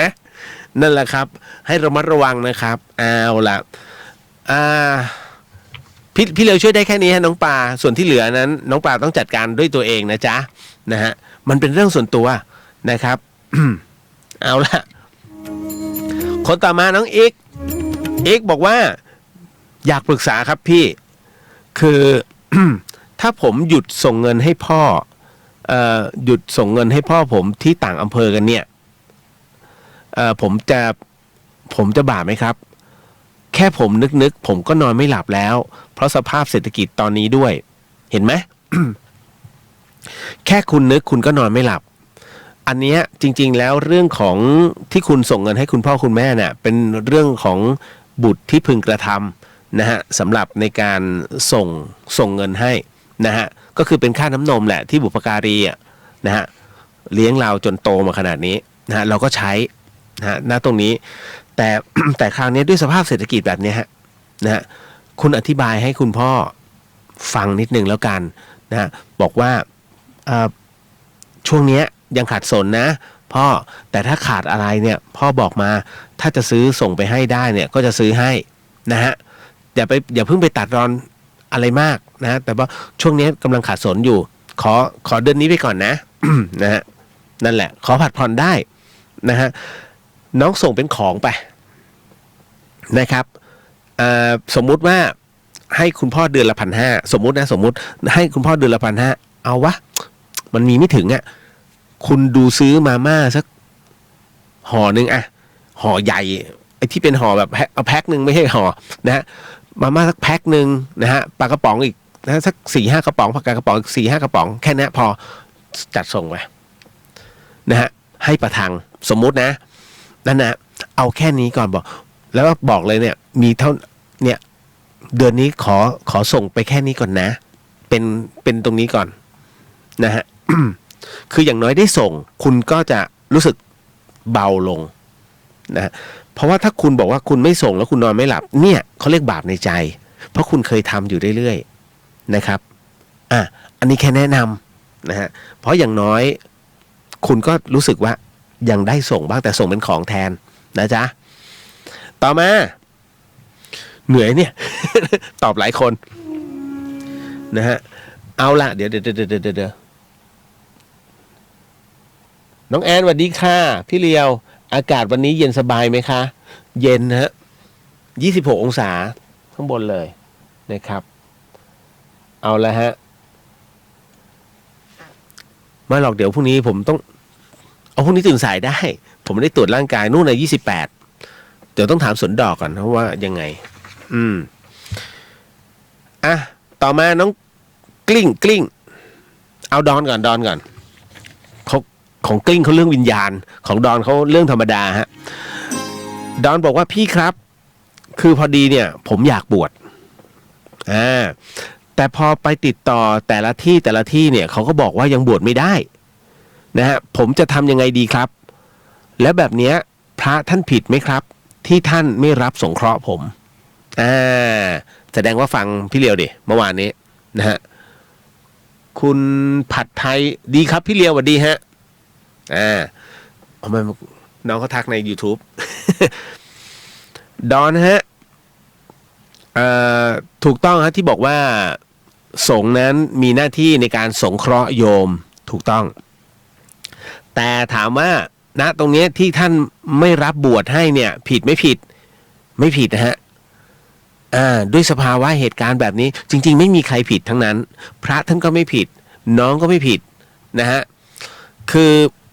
ด้วยสภาวะแบบนี้ต้องบอกก่อนว่ามีแถลงของสำนักพุทธศาสนานะของสำนักพระพุทธศาสนานะฮะในเรื่องของในช่วงนี้ อยากให้พิธีการของสงฆ์นั้นนะอย่าเพิ่งจัดงดจัดก่อนนะให้ผ่านเรื่องราวของไวรัสโควิดไปก่อนนะฮะแล้วก็ถึงจากนั้นค่อยทำพิธีประกอบในเรื่องของศาสนกิจอะไรต่างๆได้ตามเหมือนเดิมแต่ตอนนี้ยังขัดคำสั่งมีผลนะฮะมีผลย้ายเลยนะเขาจะมีผลกับเจ้าเหมือนกับเจ้าอาวาสหยุดปฏิบัติหน้าที่รองเจ้าอาวาสปฏิบัติหน้าที่แทนนะเจ้าคณะตำบลหยุดปฏิบัติหน้าที่รองเจ้าคณะตำบลปฏิบัติหน้าที่แทนเขาจะมีอย่างงี้ฮะเหมือนกับข้าราชการเลยถ้าขัดคำสั่งเพราะฉะนั้นเนี่ยถึงได้บอกว่าไม่มีใครผิดแต่มันเป็นดุลพินิจนะครับแล้วก็ด้วยสภาวะการด้วยอันนี้บอกเอาไว้ก่อนนะจ๊ะจะได้ไม่เข้าใจผิดไงนะฮะต่อมากลิ้งเดี๋ยวนะฮะกินน้ำก่อน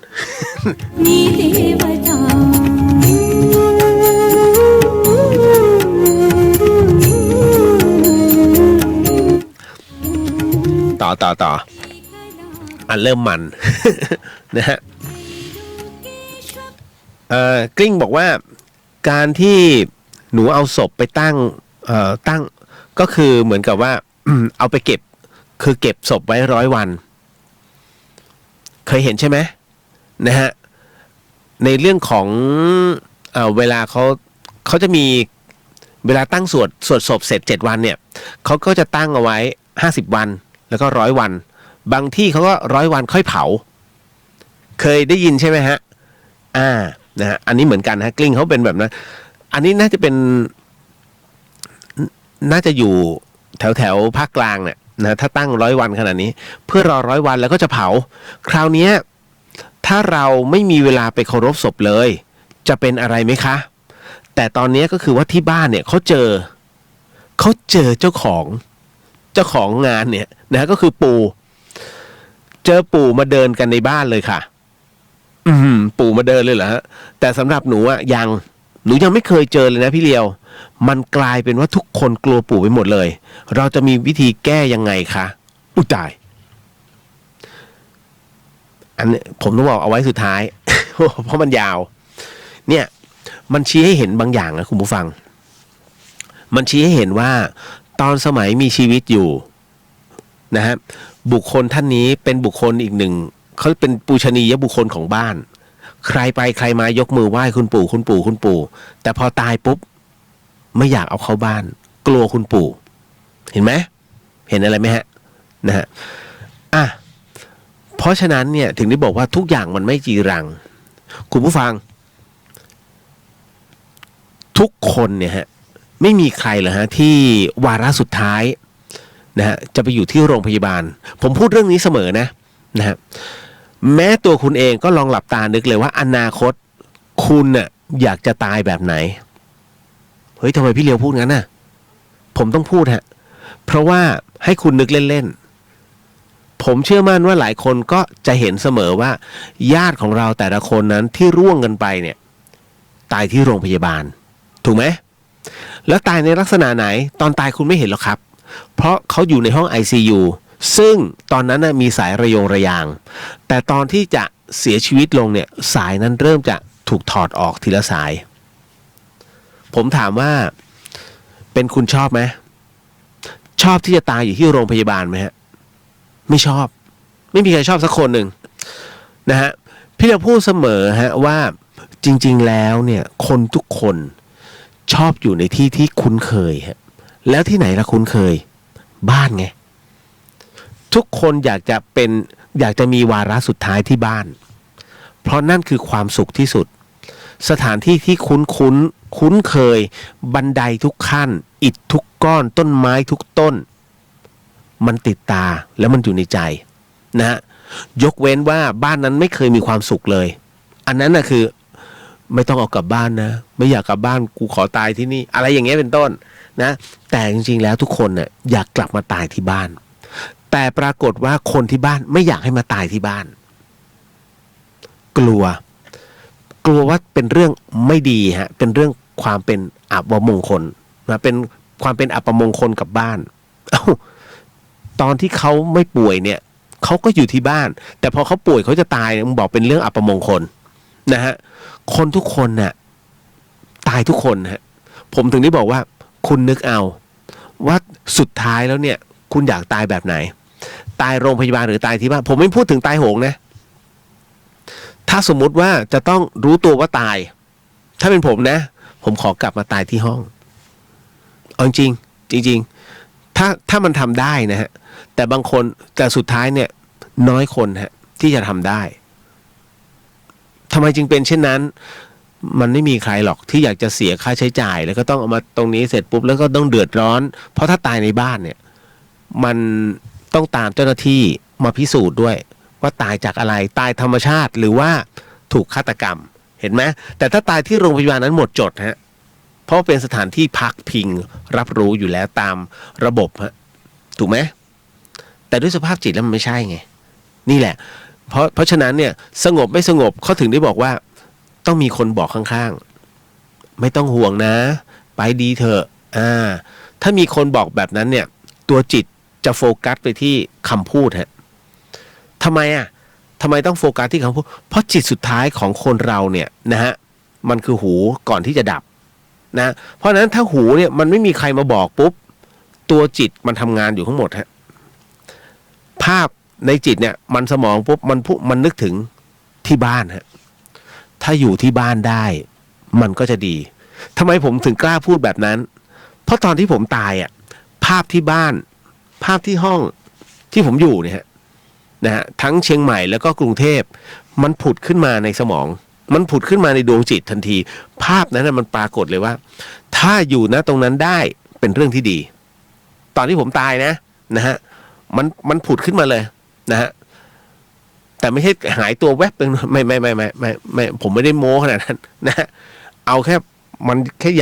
เราก็อยากจะกลับเข้าร่างแล้วก็นึกเลยว่าจริงๆเนี่ยถ้ากลับไปอยู่ที่บ้านได้หรือว่าอยู่ที่ห้องได้จะดีมากนั่นนะฮะมันเป็นแบบนั้นจริงถึงได้กล้าพูดเก็ตแล้วนะว่าทำไมให้คิดเล่นๆคราวนี้นะครับที่บอกว่า100 วันนะครับแล้วก็ปรากฏว่าเหมือนกับเจ้าของงานก็คือวิญญาณของคุณปู่เนี่ยมาเพ่นพ่านผมเชื่อมั่นว่าตอนที่คุณปู่ผมก็ลืมถามน้องเขาว่าปู่ตายที่ไหนนะฮะไม่รู้ทันหรือเปล่าไม่คือโดยปกติแล้วถ้ามีคนเสียชีวิตที่บ้านนะฮะแล้วตอนที่เอาศพออกจากบ้านเนี่ยเขาให้รีบเอาเด็ดใบไม้เด็ดกิ่งไม้นิดนึงไม่ต้องทำอะไรมากมายฮะผูกเชือกเสร็จปุ๊บแล้วก็ตอกประตูไว้หน้าตอกตะปูไว้หน้าประตูนะทางเข้าของบ้านนะคือประตูไม่ใช่ประตูรั้วนะประตูบ้านเลยแล้วก็เอาไอ้เนี่ยนะดอกไม้ไอ้กิ่งไม้เนี่ยแขวนไว้เขาว่ากันว่าถ้าวิญญาณจะกลับมาอีกรอบหนึ่งนะฮะเขาจะมองไม่เห็นบ้านมันจะเป็นป่าไปหมดเลยนะฮะนั่นแหละประตูป่าเลยนั่นนะฮะของแท้พอถึงตรงนี้เนี่ยอันนี้คือผมไม่รู้ว่าคุณปู่เสียชีวิตที่ไหนแต่ถ้ากลับมาแบบนี้น่าจะมีห่วงและมีห่วงซึ่งจะไม่เกี่ยวกับน้องฮะจะไม่เกี่ยวกับกลิ้งแต่น่าจะเป็นอะไรสักอย่างหนึ่งที่ยังคงมีอยู่ในบ้านและคุณปู่อาจจะแบบระลึกถึง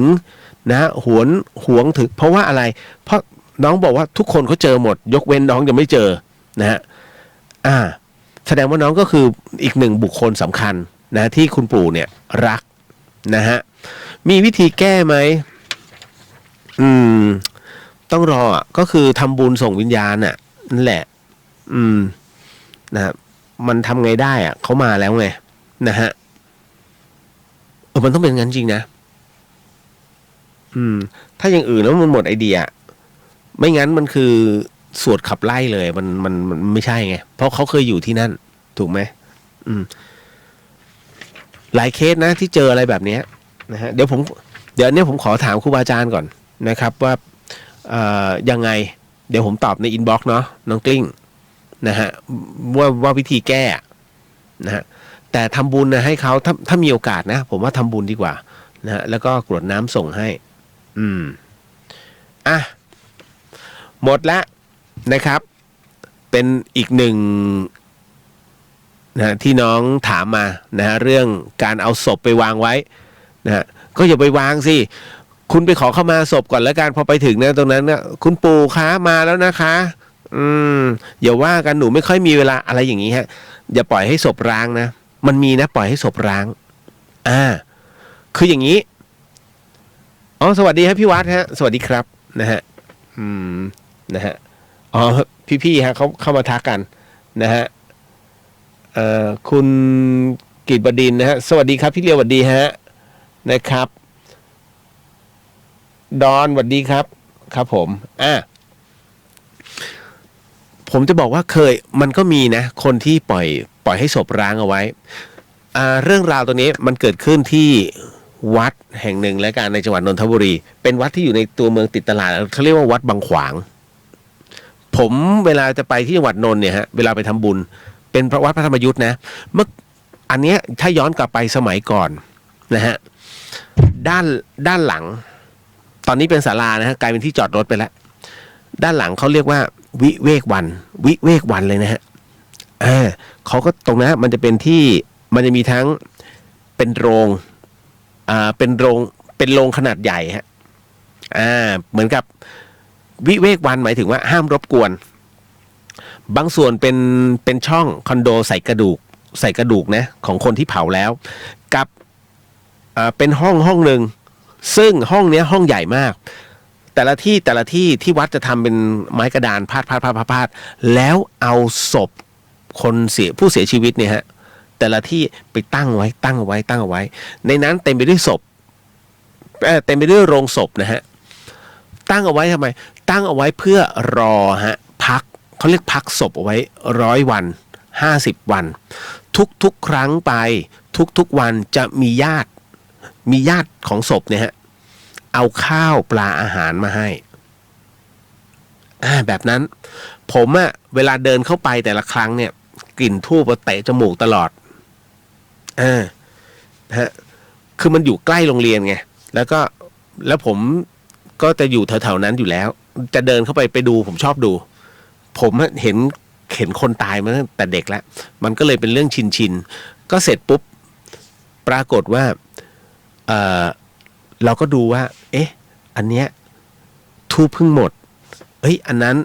แสดงว่าเจ้าของเพิ่งมาพวงมาลัยยังสดก็สันนิษฐานกันไปผมชอบสังเกตโรงนะบางคนเป็นโรงไม้สักบางคนโรงจำปานะฮะโอ้ยโรงจำปานี่ถือว่ารวยนะฮะแล้วก็บางทีมีเก็บจนโรงแตกเพราะว่ามันไม่มีหลังคาแล้วเขาไปตั้งข้างนอกแล้วหลวงลุงบอกว่าเนี่ยบ้านเนี้ยระวังเนี่ยคอยดูเถอะบ้านเนี้ยจะอยู่กันไม่สุขผมก็ไม่เชื่อนะจนกระทั่งวันมันจะมีวันหนึ่งที่เขามากันขนมาทั้งบ้านเลยเขาบอกบ้านเขาทะเลาะกันจนบ้านแตกเลยไม่รู้เป็นเพราะอะไรนะฮะแล้วขออนุญาตหลวงลุงไปกราบนะไปกราบศพปรากฏว่าไปถึงเห็นโลงแตกนะหลวงลุงก็จึงรู้ไงว่าไอ้บ้านนี้นี่เอง เนี่ยมันเป็นเพราะว่าผมก็เพิ่งเข้าใจครับว่าศพบรรพบุรุษมีผลถึงครอบครัวด้วยเนี่ยจึงเป็นเรื่องราวทำไมเชงเม้งเนี่ยที่ถึงอยู่เนี่ยที่ณตอนเนี้ยนะฮะทำไมญาติทั้งหลายเนี่ยจึงต้อง เข้ามาแล้วก็ปรับพื้นที่ทั้งหมดทั้งมวลเนี่ยให้กับอากงอาม่าทั้งหลายนะที่เสียชีวิตไปแล้วที่ฝังอยู่เนี่ยให้ปรับให้ดีเขียนตัวหนังสือใหม่ปรับพื้นที่ใหม่ให้สะอาดมันเป็นเรื่องราวตรงนี้ฮะมันส่งผลถึงครอบครัวเขาเรียกเป็นพลังอย่างหนึ่งนี่นะนี่ฮะเป็นแบบนั้นจริงนะแต่ผมเป็นคนที่ชอบดูแล้วชอบสังเกตเรื่องราวแบบนี้ไม่ใช่เป็นเพราะอะไรนะมันรู้สึกว่าพิจารณาเป็นมรณานุสติจนกระทั่งมันไม่กลัวเอาจริงๆนะฮะหมดไปเข้าสู่เรื่องหลอน โอ้ยพรุ่งนี้ต้องไปแต่เช้านะฮะเอาล่ะคุณกำลังฟัง 104.50 เมกะเฮิรตซ์ครับนะฮะวัดฝายหินเชียงใหม่แล้วก็แน่นอนที่สุดครับพี่เลียวกับพี่ป๋องเขารับผิดชอบในส่วนตรงนี้เช่นกันเดี๋ยวก่อนเรื่องราวตรงนี้เฮ้ยไม่มีชื่อเรื่องแต่นี่นาส่งมา อ่ะไปก่อนเลยไปเรื่องหลอนประจำค่ำคืนนี้เดอะเฮียนนะฮะคุณผู้ฟังครับเป็นประจำทุกค่ำคืนไปครับ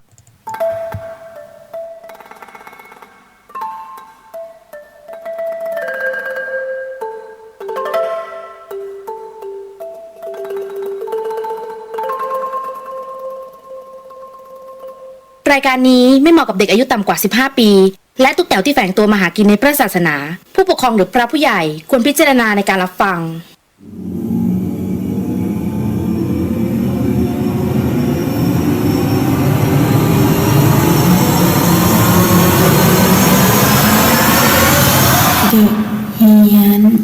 เข้าสู่ในช่วงของเดอะเฮียนกับเฮียนสยอง2เรื่องนะฮะคุณผู้ฟังครับนี่เป็นประจำทุกค่ำคืนเลยสนับสนุนโดยชวล นาอีเซรั่มแชมพูนะฮะแชมพูที่ลดการหลุดร่วงของเส้นผมนะฮะเป็นรายการหลอนที่มันไม่ค่อยจะหลอน ไม่รู้เป็นเพราะอะไรนะส่วนใหญ่เป็นปัญหาชีวิตน้องๆวัยรุ่นนะฮะเรื่องความรักเก็บไว้ก่อนนะจ๊ะขี้เกียจตอบแล้วปวดหัวนะฮะอิจฉาผมเป็นคนตาร้อน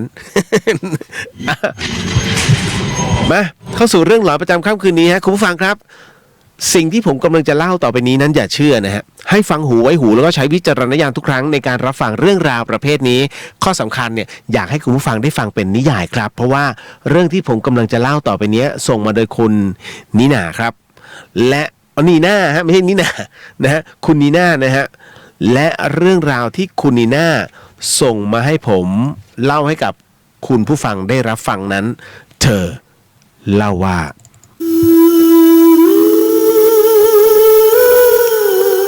คุณนีน่าบอกงี้ฮะว่า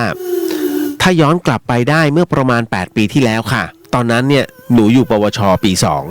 2วันนั้นก็เป็นวันสอบวันสุดท้ายของเทอมนะเพื่อนสนิทหนูคนหนึ่งชื่อว่าบีค่ะใช้เป็นนามสมมุตินะพี่เลียวบีก็ได้ชวนหนูเนี่ยไปนั่งเล่นที่สวนหน้าโรงเรียนหลังสอบเสร็จแล้วบีเขาก็เล่าให้หนูฟังว่าเฮ้ยนีน่ากูท้องพูดมาเลยนะฮะกูท้องได้7 อาทิตย์แล้วทำไงดีวะพอเพื่อนพูดมาแบบนี้พี่เลียวหนูตกใจมากก็เลยถามไปว่าเอ้าแล้วพ่อของเด็กมันรู้ยังคำตอบคือรู้แล้วแต่พอเขารู้นะฮะเขาก็เริ่มตีตัวออกห่างพ่อแม่เขาก็ไม่ยอมรับนั่นไงฮะน้องๆบีพูดไปก็ร้องไห้ไปครับพี่เลียวและบีก็ขอมานอนที่บ้านของหนูสักพักหนึ่งด้วยความเป็นห่วงเพื่อนหนูก็ตกลงระหว่างนั้นเองฮะนีน่าก็บอกว่าหนูก็คิดว่าจะช่วยบีมันได้ยังไงแต่ไม่ว่าคิดยังไงมันก็มีทางเดียวคือก็ต้องบอกพ่อแม่ของบีแต่บีอ่ะไม่ยอมเด็ดขาดหนูจึงทะเลาะกับบีหนักมากจนบีหลุดพูดออกมาว่าตอนนี้กูกินยาขับเลือดไปแล้วที่มานอนบ้านมึงอ่ะก็เพราะว่าเผื่อเด็กมันหลุดมึงจะได้ช่วยพอหนูได้ยินคำนี้พี่เลียวหนูถึงกับอึ้งไปเลยคราวนี้ทะเลาะกันดังมากดังจนย่าหนูเนี่ยต้องออกมาดูว่ามันเป็นอะไรกันพวกหนูถึงเงียบหนูพยายามขอร้องให้บีเนี่ยไปโรงพยาบาลแต่บีไม่ยอมค่ะพี่เลียวจน2 วันต่อมาประมาณตี 3กว่าหนูตื่นขึ้นมาเพราะว่าได้ยินเสียงร้องโอ๊ยปวดท้องโอ๊ยนะฮะแล้วเสียงครางร้องไห้เหมือนจะเป็นจะตายเนี่ยนะฮะแบบนั้นเลยพอหนูลืมตามาเห็นไอ้บีเนี่ยนั่งขดตัวเลือดไหลเต็มหว่างขามันเลยพี่เลียวหนูตกใจมากตอนนั้นทำอะไรไม่ถูกจริงๆเลยวิ่งไปตามพ่อหนูมาช่วยพ่อหนูก็รีบพาบีไปโรงพยาบาลทันทีผ่านเรื่องวันนั้นมาแน่นอนโดนพ่อหนูด่ายับทั้งคู่เลยค่ะผ่านไปจนกระทั่งเปิดเทอมบีมาเล่าให้ฟังว่านอนไม่ได้เลยกูนอนไม่ได้เลยได้ยินแต่เสียงเด็กร้องไห้เกือบทุกคืนบางคืนตอนหลับเนี่ยก็เหมือนมีเด็กมาดูดนมด้วยทีแรกคิดว่าฝันไปแต่พอตื่นมาเสื้อตรงจุดนั้นมันก็เปียกเป็นดวงเหมือนมีคนมาดูดจริงๆทั้งที่นอนอยู่คนเดียวหนูก็ได้แต่ปลอบไปว่าไม่มีอะไรหรอก ไปทำบุญให้เขาเถอะไปทำบุญให้เขาเยอะๆส่วนตัวหนูก็ทำบุญให้เด็กคนนั้นตลอดเช่นกันค่ะพี่เลียวเวลาผ่านไปฮะใกล้จะเรียนจบก็ต้องทำโปรเจกต์สุดท้ายกันจึงนัดกันว่ามาทำงานที่บ้านหนูกันแล้วกันในกลุ่มนั้นมีทั้งหมด9คนครับพี่เลียวแน่นอนว่ามีบีด้วยตอนนั้นต้องบอกเลยว่า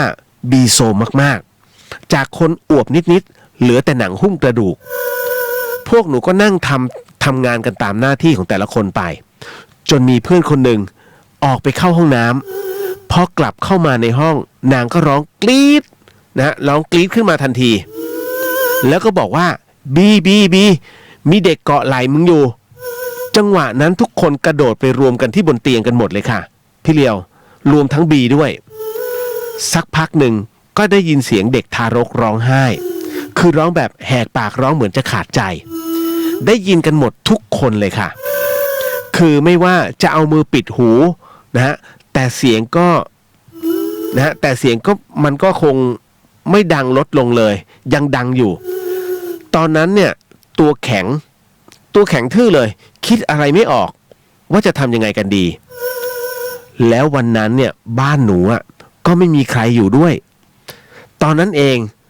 หางตาหนูเนี่ยก็ไปเห็นเหมือนมีอะไรมันพุบๆโผล่ๆอยู่ข้างๆบีหนูเลยหันไปมองค่ะโป๊ะเช๊ทันทีสิ่งที่เห็นก็คือเด็กทารกตัวเล็กๆนะฮะแล้วก็เล็กมากๆพี่เลียวเกาะไหล่บีอยู่ลักษณะคือโผล่มาแค่ช่วงหัวจนถึงหน้าอกมีเลือดเต็มตัวไม่มีลูกตาคือมันโบเป็นหลุมลงไปเลยแล้วมือสองข้างโอบอยู่ตรงช่วงคอของบีไว้แต่มือขวาของเขาเนี่ยยาวจนสามารถโอบมาถึงมือซ้ายได้ที่เกาะอยู่บนไหล่บีอ่ะนะจึงสามารถเกาะอยู่บนไหล่ของบีได้จากนั้นเสียงร้องไห้ก็กลายเป็นเสียงหัวเราะชอบใจค่ะพี่เลียวเพื่อนหนูนะฮะเพื่อนถามหนูว่าเฮ้ยนีน่าบ้านมึงเลี้ยงกุมารเหรอนะเพราะเพื่อนเนี่ยไม่มีใครรู้เรื่องบีเลยค่ะพี่เลียวหนูก็ได้แต่มองหน้าบีแล้วทุกคนก็พร้อมใจกันออกมานั่งจับกลุ่มกันที่หน้าเซเว่นคืออยู่ตรงที่หน้าหมู่บ้านเลยรอจนถึงเช้าค่อยกลับเข้าบ้านนะค่อยกลับเข้าไปเอาข้าวของแล้วก็แยกย้ายกันกลับพอพ่อหนูกลับมาหนูก็เลยเล่าเรื่องทั้งหมดให้พ่อฟังพ่อก็เลยรีบพาหนูไปหาหลวงตาที่พ่อนับถือมากหลวงตาท่านก็บอกว่าโอ้วิญญาณเขาอาฆาตมากให้พาตัวแม่เขามาด้วยหนูจึงรีบโทรบอกบีให้รีบตามมาพอบีมาถึงนะก็มากราบหลวงตาแล้วก็เอาแต่ร้องไห้ใช้มือขยี้ตาไปมาคือลักษณะเนี่ยเหมือนไม่ใช่บีเลยนะพี่เลียวหลวงตาท่านก็ถามนะฮะหลวงตาท่านถามก็ไม่ตอบพูดแต่ว่าฆ่าหนูทำไมวนไปวนมาเป็นครึ่งชั่วโมงหลวงตาจึงหันมาบอกพ่อหนูว่าเรื่องนี้อาตมาช่วยได้แค่นี้แหละโยมกรรมใครกรรมมันเขาจะอยู่แบบนี้ไปจนกว่าจะถึงเวลาของเขาจนบีเลิกร้องไห้แล้วก็ได้สติคืนกลับมาค่ะพี่หนูจึงเล่าให้บีฟังและด้วยความที่บีคงโมโหขาดสติหรือยังไงไม่ทราบบีก็ตะโกนลั่นศาลาว่าอยากอยู่ก็อยู่ไปจะมาหลอกมาหลอนก็ทำไปแต่อยู่ไปแบบอดอยากนี่แหละบุญก็จะไม่ทำให้แล้วตอนนั้นหนูได้ยินเนี่ยเรารู้สึกว่าสงสารเด็กเลยพี่นะฮะเลยปากไวไปทักว่ามาอยู่กับแม่ก่อนไหมถึงเวลาหนูค่อยไปอารมณ์นั้นเนี่ยยอมรับเลยว่าอยากตบบีมากนะฮะอยากตบบีไปมากกว่านะไปทำเขาแล้วยังปากดีอีกพอจบเรื่องวันนั้นเนี่ยหนูก็ทำบุญให้ตลอดจนผ่านไปได้2 ปีครับพี่เลียวจนผ่านไปได้2 ปีหนูได้ไปรู้จักกับร่างทรงและเทศกาลอย่างหนึ่งของภาคใต้คือมีร่างทรงเนี่ยมาทักว่าทำไมไม่ตั้งหิ้งให้น้องล่ะซื้อของเล่นวางไว้ให้น้องบ้างหรือซื้อหุ่นให้เขาได้ไปเข้าไปจำศีลในนั้นบ้างหนูก็งงว่าเขารู้ได้ยังไงหรือเขาเห็นอะไรตั้งแต่วันนั้นจนถึงตอนนี้8 ปีแล้วกลายเป็นกุมารทองของหนูไปเลยจากที่หนูไม่เชื่อตอนนี้เชื่อสนิทเลยว่าผีมีจริงค่ะพี่ ส่วน B เนี่ยพอเรียนจบก็ต่างคนต่างแยกย้ายกันไปไม่มีเพื่อนคนไหนเนี่ยได้ติดต่อกับ B อีกเลยนั่นก็คือเรื่องราวนะฮะคุณผู้ฟังคือเรื่องนี้มันแฝงอุทาหรณ์อะไรหลายอย่างพอสมควรผมต้องใช้คำว่าอุทาหรณ์เพราะว่ามันเป็นคำนิยมมากนะฮะนะฮะ นะฮะให้ดูตรงไหนน้องผู้หญิงฮะให้ดูตรงที่ว่า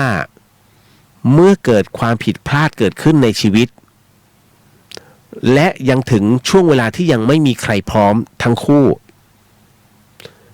เขาจะเอาตัวรอดก่อนนะฮะน้อยคนฮะที่จะรับผิดชอบอนาคตยังอีกไกลนะฮะมันแค่ผู้ชายที่รักสนุกฮะถูกไหมเพราะฉะนั้นเนี่ยนะฮะน้องจะเห็นได้เลยว่าผมมาเจอมานักแล้วน้องๆเนี่ยที่มาปรึกษากันเนี่ยแล้วผมพูดไม่เคยผิดปากแล้วผมพูดในรายการเสมอว่าน้องรักสนุกให้ป้องกันถ้าเมื่อไหร่พลาดขึ้นมาเนี่ยผู้ชายมันชิ่งเพราะไม่อยากรับผิดชอบถูกไหมลูกไม่ได้อยู่มันผู้ชายไม่ได้ท้องนี่ฮะถ้าผู้ชายท้องเนี่ยมันจะไปง้อผู้หญิงเธอต้องรับผิดชอบฉันนะเห็นไหมเพราะฉะนั้นเนี่ยเมื่อผู้หญิงเนี่ยต้องอุ้มอีก9 เดือนเนี่ยกว่าจะออกมาไอเนี่ยทำไมจะต้องมาทนอยู่มันก็ไม่พร้อมยังขอเงินพ่อแม่ใช้อยู่เลยถูกไหมเนี่ยน้องคิดง่ายๆมองอนาคตโอ้ยรักกันมากผมดูไปเนี่ยน้องในเฟซผมอะไม่รู้กี่คนต่อกี่คนนะฮะโอ้รักกันนี่นู่นนั่นแหมถ่ายเซ็กซี่พอประมาณผ่านไป2 ปีท้องแหละเพราะอะไรฮะนี่ไงสิ่งที่มันเกิดขึ้นแล้วผมก็บอกว่าคือก็นั่งคุยกับตัวเองอะบอกเนี่ยพอมองปุ๊บดูหัวเฮงนะไม่เกิน2 ปีผู้ชายชิ่งหรือเต็มที่ไม่เกิน1 ปีผู้ชายชิ่งแล้วเป็นงั้นจริงๆฮะนะฮะผมก็มาเห็นในตัวในตัวหน้า Facebook อะหน้าเฟซเขาอะโสดแล้วซิงเกิลมัมเห็นไหมคือบางทีเราไม่ต้องประกาศขนาดนั้นก็ได้ฮะนะฮะผมถึงได้บอกว่าให้รู้จักนิดนึงฮะยับยั้งชั่งใจคือฮอร์โมนน่ะมันมีวัยรุ่นทุกคนต้องผ่านเรื่องราวแบบนี้แต่ให้รู้ว่าถ้าคุณพลาดคุณจะหมาหัวเน่าน้อยคนจริงๆนะที่แบบถ้าคุณไม่รวยล้นฟ้านะฮะแล้วมันไม่จงใจนะครับนั่นนะถ้ามันถ้าคุณเป็นคนที่มีฐานะแล้วเนี่ยจงใจนั่นแหละคุณจะมีคนรับผิดชอบเป็นพ่อ จริงๆมันเป็นอย่างนี้ฮะสมัยนี้นะครับอันที่สองนะฮะที่ผมให้ดูคือความประมาทของวัยรุ่นอันที่สองฮะน้องโอ้นี่น่าอันเนี้ยที่น่ากลัวก็คือเพื่อนนะครับณตรงนี้ถือว่าน้อยมากนะที่วิญญาณเนี่ยจะยอมรับแล้วก็สถิตไปตรงนั้นเพราะหนูคือคนที่อยู่ในช่วงของเพื่อนนะฮะกินยาขับถูกไหมแล้วก็แท้งออกมาเพราะฉะนั้นเนี่ยเมื่ออยู่ตรงนั้นในเหตุการณ์นั้นและหนูเนี่ยปากไวชวนเขามาอยู่ในเมื่อชิ่งจากแม่เพราะแม่บอกและประกาศไม่ทำบุญนะฮะเขาก็จะมาอยู่กับน้องแล้วก็มาเป็นกุมารอันนี้ยอมรับกันได้แต่หลายคนอย่าเข้าใจผิดนะฮะแสดงว่าวิญญาณไม่ตามแล้วสิไม่ใช่ฮะของฟรีไม่มีในโลกเมื่อสามารถฆ่าเขาได้นะฮะเขาก็สามารถฆ่าคุณได้ทำไมจึงเป็นเช่นนั้นฮะวิญญาณทำได้ไหมทำได้ฮะเบียดเบียนไปทีละนิดนะฮะไม่ใช่ว่ากุมารเนี่ยจะอยู่กับแม่บุญธรรมเสมอไปมาให้เขาต้องการจะเกิดเพราะมันเป็นวาระของเขานะฮะแล้วคำว่าอยู่ตามวาระเดี๋ยวจะอธิบายให้ฟัง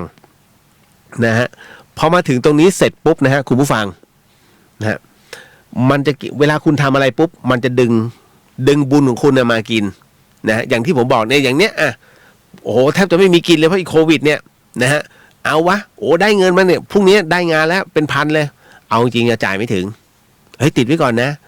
เฮ้ยเดี๋ยวเอาไปแค่นี้ก่อนนะเงินไม่ได้เบิกไม่ได้คือมันดึงเชงฮะทำให้ชีวิตคุณลำบาก นี่คือสิ่งที่มันปรากฏขึ้นนะฮะอันนั้นไม่เท่าไหร่พอมาถึงตรงนี้คำว่าตามวาระคืออะไรวาระของวิญญาณวาระวิญญาณก็คือวาระของการมีชีวิตอยู่ในโลกของความเป็นมนุษย์อย่างวิญญาณเด็กเนี่ยหนึ่งวิญญาณนะฮะสมมุติว่าคุณเด็กคนนี้จะต้องมีอายุไขของเขาอายุ30 ปีแน่นอนที่สุดฮะเขาต้องเกาะคุณถึง30 ปีแต่ความว่า30 ปีตรงเนี้ยมันไม่ใช่30 ปีโลกมนุษย์แต่มันเป็น30 ปีอีกหนึ่งภพภูมิซึ่งมันยาวนานกว่าเพราะฉะนั้นเกี่ยวข้องและยาวนานคุณจำไว้เลยนะฮะ50 ปีบนสวรรค์นะเท่าขออภัย100 ปีบนนรกนะฮะกับ100 ปีบนสวรรค์ไม่ใช่สิขออภัย1 วัน1 วันบนสวรรค์1 วันในนรกเท่ากับ100 ปีบนโลกมนุษย์เพราะฉะนั้นตอนนี้คุณอายุกันเท่าไหร่นั่นคือคุณก็เอาไปหักกบลบเลยนะสมมุติว่า1 วันเนี่ยมันมี24 ชั่วโมงเฮ้ยเรามาแค่ไม่กี่ชั่วโมงของอีกหนึ่งภพภูมิเหรอนั่นคือสิ่งที่มันปรากฏขึ้นเอาละพอมาตรงนี้เสร็จปุ๊บเนี่ยแล้วมันจะต้องเกาะถึงเมื่อไหร่ตามอายุไขไงนะฮะแล้วมึงต้องลบลากันอีกเยอะผมถึงได้บอกว่าทำบุญเรื่อยๆฮะแล้วเดี๋ยวเขาจะปลดปล่อยเองถ้าสำนึกในความดีคุณให้จำไว้นะฮะทุกพิษภัยเนี่ยทั้งหลายทั้งปวงเนี่ยมันมาทีเดียวทั้งหมดเลยฮะมันมาแบบโปรโมชั่นเหมือนกับน้องอะไรที่เจ้าอะไรที่ถามผมอะแล้วก็ชีวิตมันดิ่งถึงกราฟอะอย่าปล่อยให้อยู่คนเดียวเพราะตอนนี้กราฟตกมากถ้ากราฟตกไปกว่านี้คือหมดแล้วฮะฆ่าตัวตายให้ระวังด้วยนะฮะจบไปอีกหนึ่งนะฮะนีน่านะครับก็ถือว่าเป็นอีกหนึ่งประสบการณ์นะครับโอเคโอ้ยค่ำคืนนี้สุดๆมาเรื่องราวต่อไปนะจ๊ะเรื่องนี้ยาวไปนะฮะมาเรื่องราวของนุ้ยนะครับคุณสุรการสวัสดีครับพี่สวัสดีฮะโมทนาสาธุมีเครื่องหมายเลิฟๆด้วย ฮะอันนี้คุณต้อมนะฮะสวัสดีครับนะผมชอบอ่านทอม นะฮะเอาละมาเข้าสู่เรื่องราวต่อไปฮะคุณผู้ฟังอย่าลืมนะครับช่วงนี้หมั่นทำความดีกันเนอะเหมือนที่น้องเขาบอกอะเป๊ะๆเลยมาเข้าสู่เรื่องราวเรื่องสุดท้ายประจำค่ำคืนนี้กันดีกว่านี่ฮะเหมือนอะไรวะ เหมือนเต้าผ่านคืออะไรวะงงไม่ขออภัยผมบ่นคนเดียวเห็นอันนี้ไม่รู้ว่าหัวข้อแปลกๆมาเข้าสู่เรื่องราวหลอนๆกันดีกว่าขอเข้าจิงเกิลก่อนฮะจิบน้ำนิดนึงฮะแสบคอ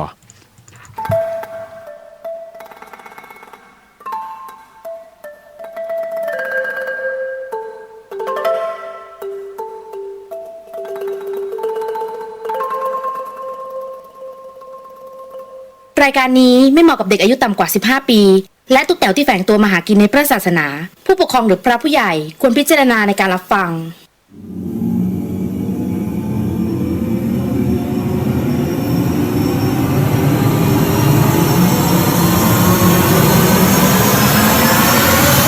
เด็กเฮียน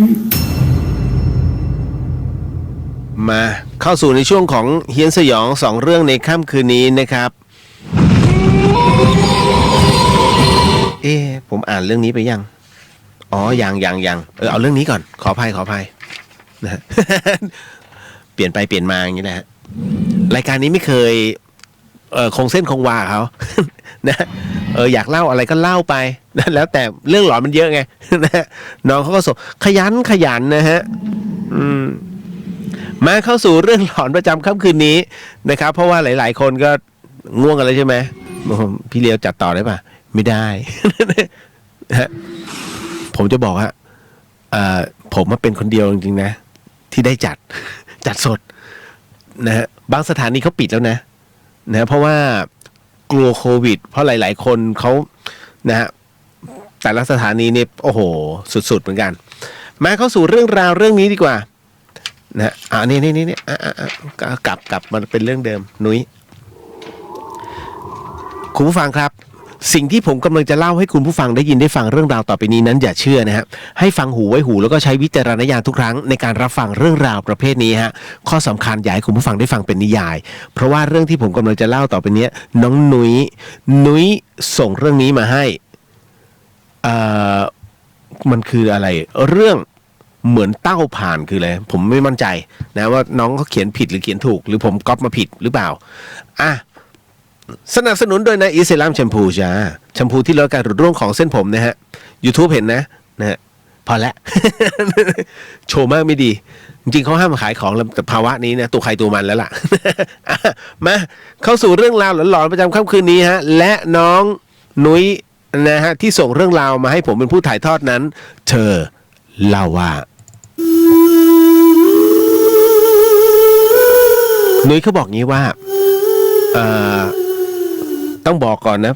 พี่เลียวว่าหนูอยู่สุพรรณค่ะฮะบ้านเดียวกันบ้านคุณแม่เป็นคนสุพรรณนะฮะเล่าแบบภาษาสุพรรณไหมปัจจุบันหนูกับแฟน นะมันจะออกเนินๆนะหนูอยู่สุพรรณค่ะพี่ไม่เอาเดี๋ยวกลายเป็นหาเอาธรรมดานะฮะ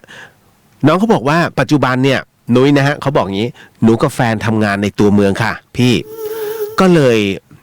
ได้ไปเช่าหอพักอยู่กับแฟนใกล้กับที่ทำงานค่ะห้องหนูอยู่ชั้น3นะพี่เลียวนะหอที่พักนั้นหอที่พักอยู่ต้องบอกก่อนเลยว่าเป็นหอที่สะอาดแล้วก็ไม่ค่อยมีเด็กวัยรุ่นอยู่ส่วนใหญ่จะเป็นวัยทำงานซะมากกว่าก็เลยค่อนข้างมีความเป็นสัดส่วนยิ่งตอนกลางคืนนั้นก็จะเงียบมากๆเลยค่ะพี่หนูกับแฟนน่ะอยู่ที่นี่มาได้3 เดือนแล้วก็ไม่เคยเจออะไรเลยนะคะ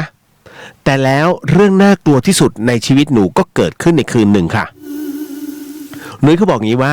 มันเป็นคืนวันหยุดสุดสัปดาห์จำได้ว่าคืนนั้นเนี่ยหนูนอนดึกกันทั้งคู่แฟนหนูก็นอนเล่นเกมใน iPad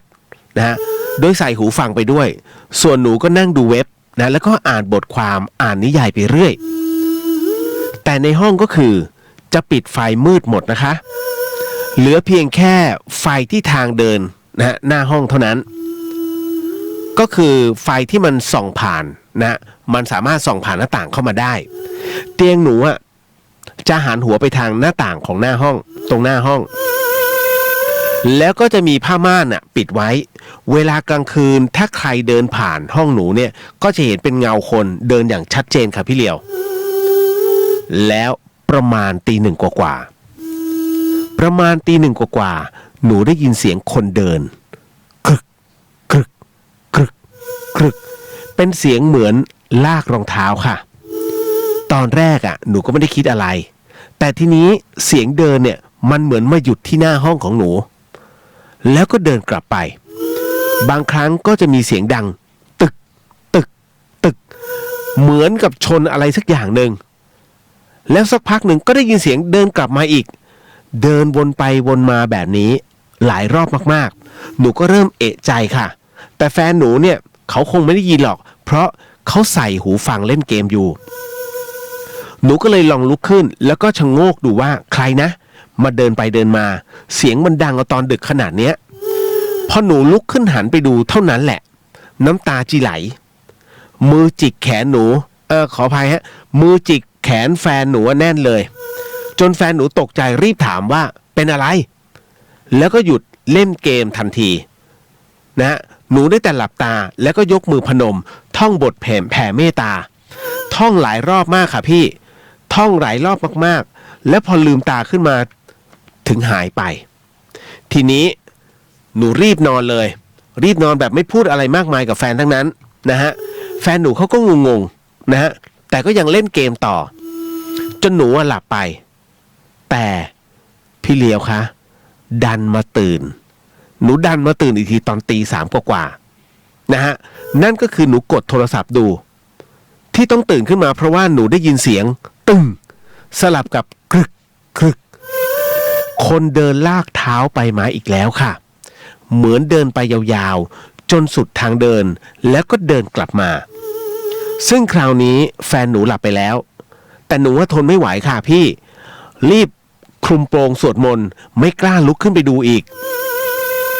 เพราะหนูรู้ว่าเสียงนั้นคือเสียงอะไรจากสิ่งที่หนูเห็นตอนตีหนึ่งสิ่งที่หนูเห็นก็คือเงาผู้ชายที่เดินผ่านหน้าห้องหนูไปค่ะแต่ที่ทำให้หนูต้องแทบช็อกก็คือเงาของผู้ชายคนนั้นไม่มีหัวค่ะพี่ลักษณะเหมือนเดินแบบไม่รู้ทิศทางลากขาชนกำแพงไปมาหนูสวดมนต์แล้วก็แผ่เมตตาวนไปวนมาใต้ผ้าห่มจนหลับไปเลยค่ะตื่นเช้ามาหนูเพลียมากแต่ก็ชวนแฟนออกไปตักบาตรทำบุญแล้วก็กรวดน้ำให้เขาค่ะแล้วหนูค่อยมาเล่าให้แฟนฟังแฟนหนูบอกว่าดีแล้วที่ไม่บอกเมื่อคืนถ้ารู้ก็คงนอนไม่หลับแน่ๆเพราะแฟนเป็นคนกลัวผีมากค่ะแต่หลังจากทำบุญไปให้หนูก็ไม่เห็นนะหรือได้ยินเสียงคนเดินตอนดึกๆอีกแล้วค่ะนะฮะนั่นก็คือเป็นเรื่องราวที่น้องนุ้ยเล่าให้ฟังเรื่องนี้เดี๋ยวผมบอกก่อนคุณผู้ฟังฮะน้องนุ้ยฮะถ้าเป็นไปได้ใส่อยู่เรื่อยๆแต่น้องนิดนึงนะน้องตั้งชื่อเขาหน่อยพี่คนที่เดินอะไรเงี้ยมอบให้กับพี่คนที่หัวขาดที่เดินผ่านหน้าห้องหนูเวลากรวดน้ำนะมันจะถึงเหมือนกับน้องตั้งชื่อให้เขาแล้วนะฮะแล้ววิญญาณจะรับรู้แต่ถ้าน้องไม่ตั้งชื่อก็หรือว่าระลึกถึงภาพก็ได้นะฮะหลวงพ่อฤาษีลิงดำเนี่ยท่านบอกครับพระเดชพระคุณพระราชพรหมยานเนี่ยท่านบอกเสมอว่าเวลาคุณกรวดน้ำนะฮะหลายคนมักจะมีความเชื่อว่าเรากรวดน้ำเนี่ยจะต้องนึกถึงผู้ที่เสียชีวิตผมถามนิดนึงชื่อผู้ที่เสียชีวิตเนี่ยอย่าลืมนะเวลากรวดน้ำเนี่ยพระท่านจะยะถากสัพพียะถาให้ผีนะฮะจำไว้เวลาพระท่านขึ้นเนี่ยยะถาวาริวหาปูราปาริปุเรนติสาคารังยะถาเนี่ยให้ผีแต่พอขึ้นจบปุ๊บสัพพีนะฮะสัพพีที่อยู่วิวันชันตุสัพพโรโกวินาสตุมาเนี่ยฮะอันเนี้ยให้กับเรานะฮะยะถาให้ผีสัพพีให้คนจำไว้แค่นี้พอถึงตรงนี้เสร็จปุ๊บเนี่ยผมถามว่ายะถาเนี่ยไปจนถึงก่อนถึงสัพพีเนี่ยคุณชื่อคนตายเนี่ยได้กี่คนเต็มที่ให้คนครึ่งฮะเพราะเร็วมากนะฮะยะทาวาริวหาปุราปาริปุเรนติสาครังเอวะเมวะอิโตตินังเปตานังอุปกัปปติอิชังปฏินังตุมหัติคิปะเมวะสมิสันตุสัพเพปุเรนตุสังกปาจะโทราโซยะทามะนิโชติราโซยะทาเห็นไหมแป๊บเดียวเต็มที่ให้สองชื่อนามสกุลด้วยแต่พระเดชพระคุณพระเจ้าพรหมยานเนี่ยท่านบอกงี้ฮะว่าเวลากรวดน้ำท่านไม่มีเวลามากมายนักในการจะมอบบุญตรงนี้ให้กับสัพพวิญญาณที่เป็นญาติเราให้ระลึกและนึกถึงเลยฮะรูปร่างหน้าตาของแต่ละคนในผ่านไปใน Data ที่คุณเก็บไว้ตึ้งได้ทุกคนแล้วเร็วแล้วเยอะหลายคนครับนี่คือวิธีการนะในเรื่องของการกรวดน้ำนะฮะอันนี้ฟังเอาไว้หลายคนสงสัยอีกว่าพี่เลียวเมื่อเราทำบุญแล้วบุญผมจะหมดไปไหมเฮ้ยไม่มีนะน้องบุญไม่ใช่เค้กฮะนะฮะเมื่อคุณแบ่งให้เขาหมดแล้วคุณจะไม่มีกินไม่ใช่นะฮะคุณเนี่ยคือยืนพื้นคุณคือผู้ที่ให้ทานฮะเพราะฉะนั้นส่วนแบ่งต่างๆคือหน้าเค้ก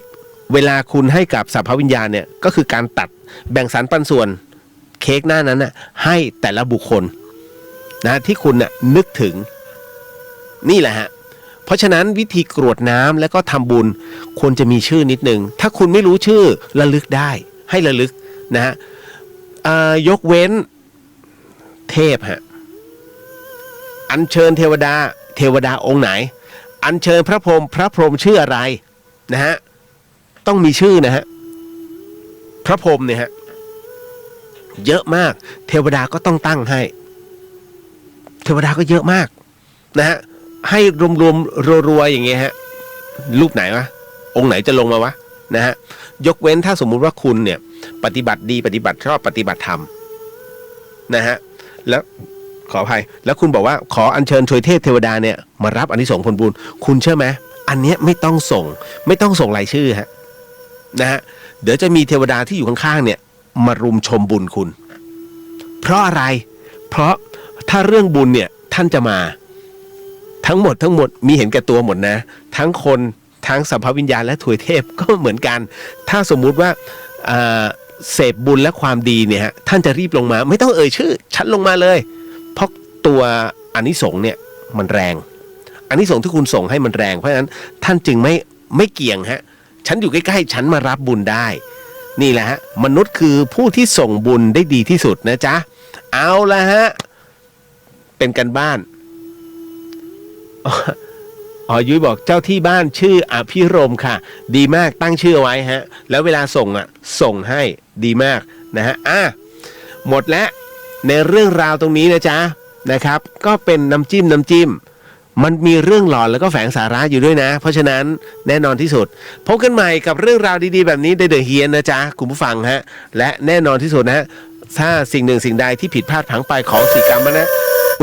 ก็ขออโหสิกรรมมานะที่นี้ไม่ได้ตั้งใจหรือมีเจตนานะฮะพบกันใหม่กับเรื่องราวดีๆแบบนี้แล้วก็ขอมอบอานิสงส์ผลบุญในค่ำคืนนี้นะฮะมอบให้กับผู้ที่เกี่ยวข้องในเรื่องหลอนทั้งหมดทั้งมวลขอให้ได้รับอานิสงส์ไปด้วยแล้วก็พี่เลียวขอมอบอานิสงส์ในค่ำคืนนี้มอบให้กับคุณผู้ฟังที่ฟัง FM 104.50 เมกะเฮิรตซ์ทุกท่านแล้วก็น้องๆที่ฟังอยู่ในโลกออนไลน์ไม่ว่าจะเป็นทั้งใน YouTube นะแล้วก็อยู่ใน Facebook ด้วยขอให้ได้รับอานิสงส์ผลบุญทั่วถึงทุกท่านทุกตัวตนด้วยกันเทินสาธุนะฮะพบกันใหม่กับเรื่องราวแบบนี้นะฮะในเดอะเฮียนสำหรับค่ำคืนนี้ราตรีสวัสดิ์นะครับพี่น้องชาวเชียงใหม่ราตรีสวัสดิ์ครับพี่น้องชาวพัทลุง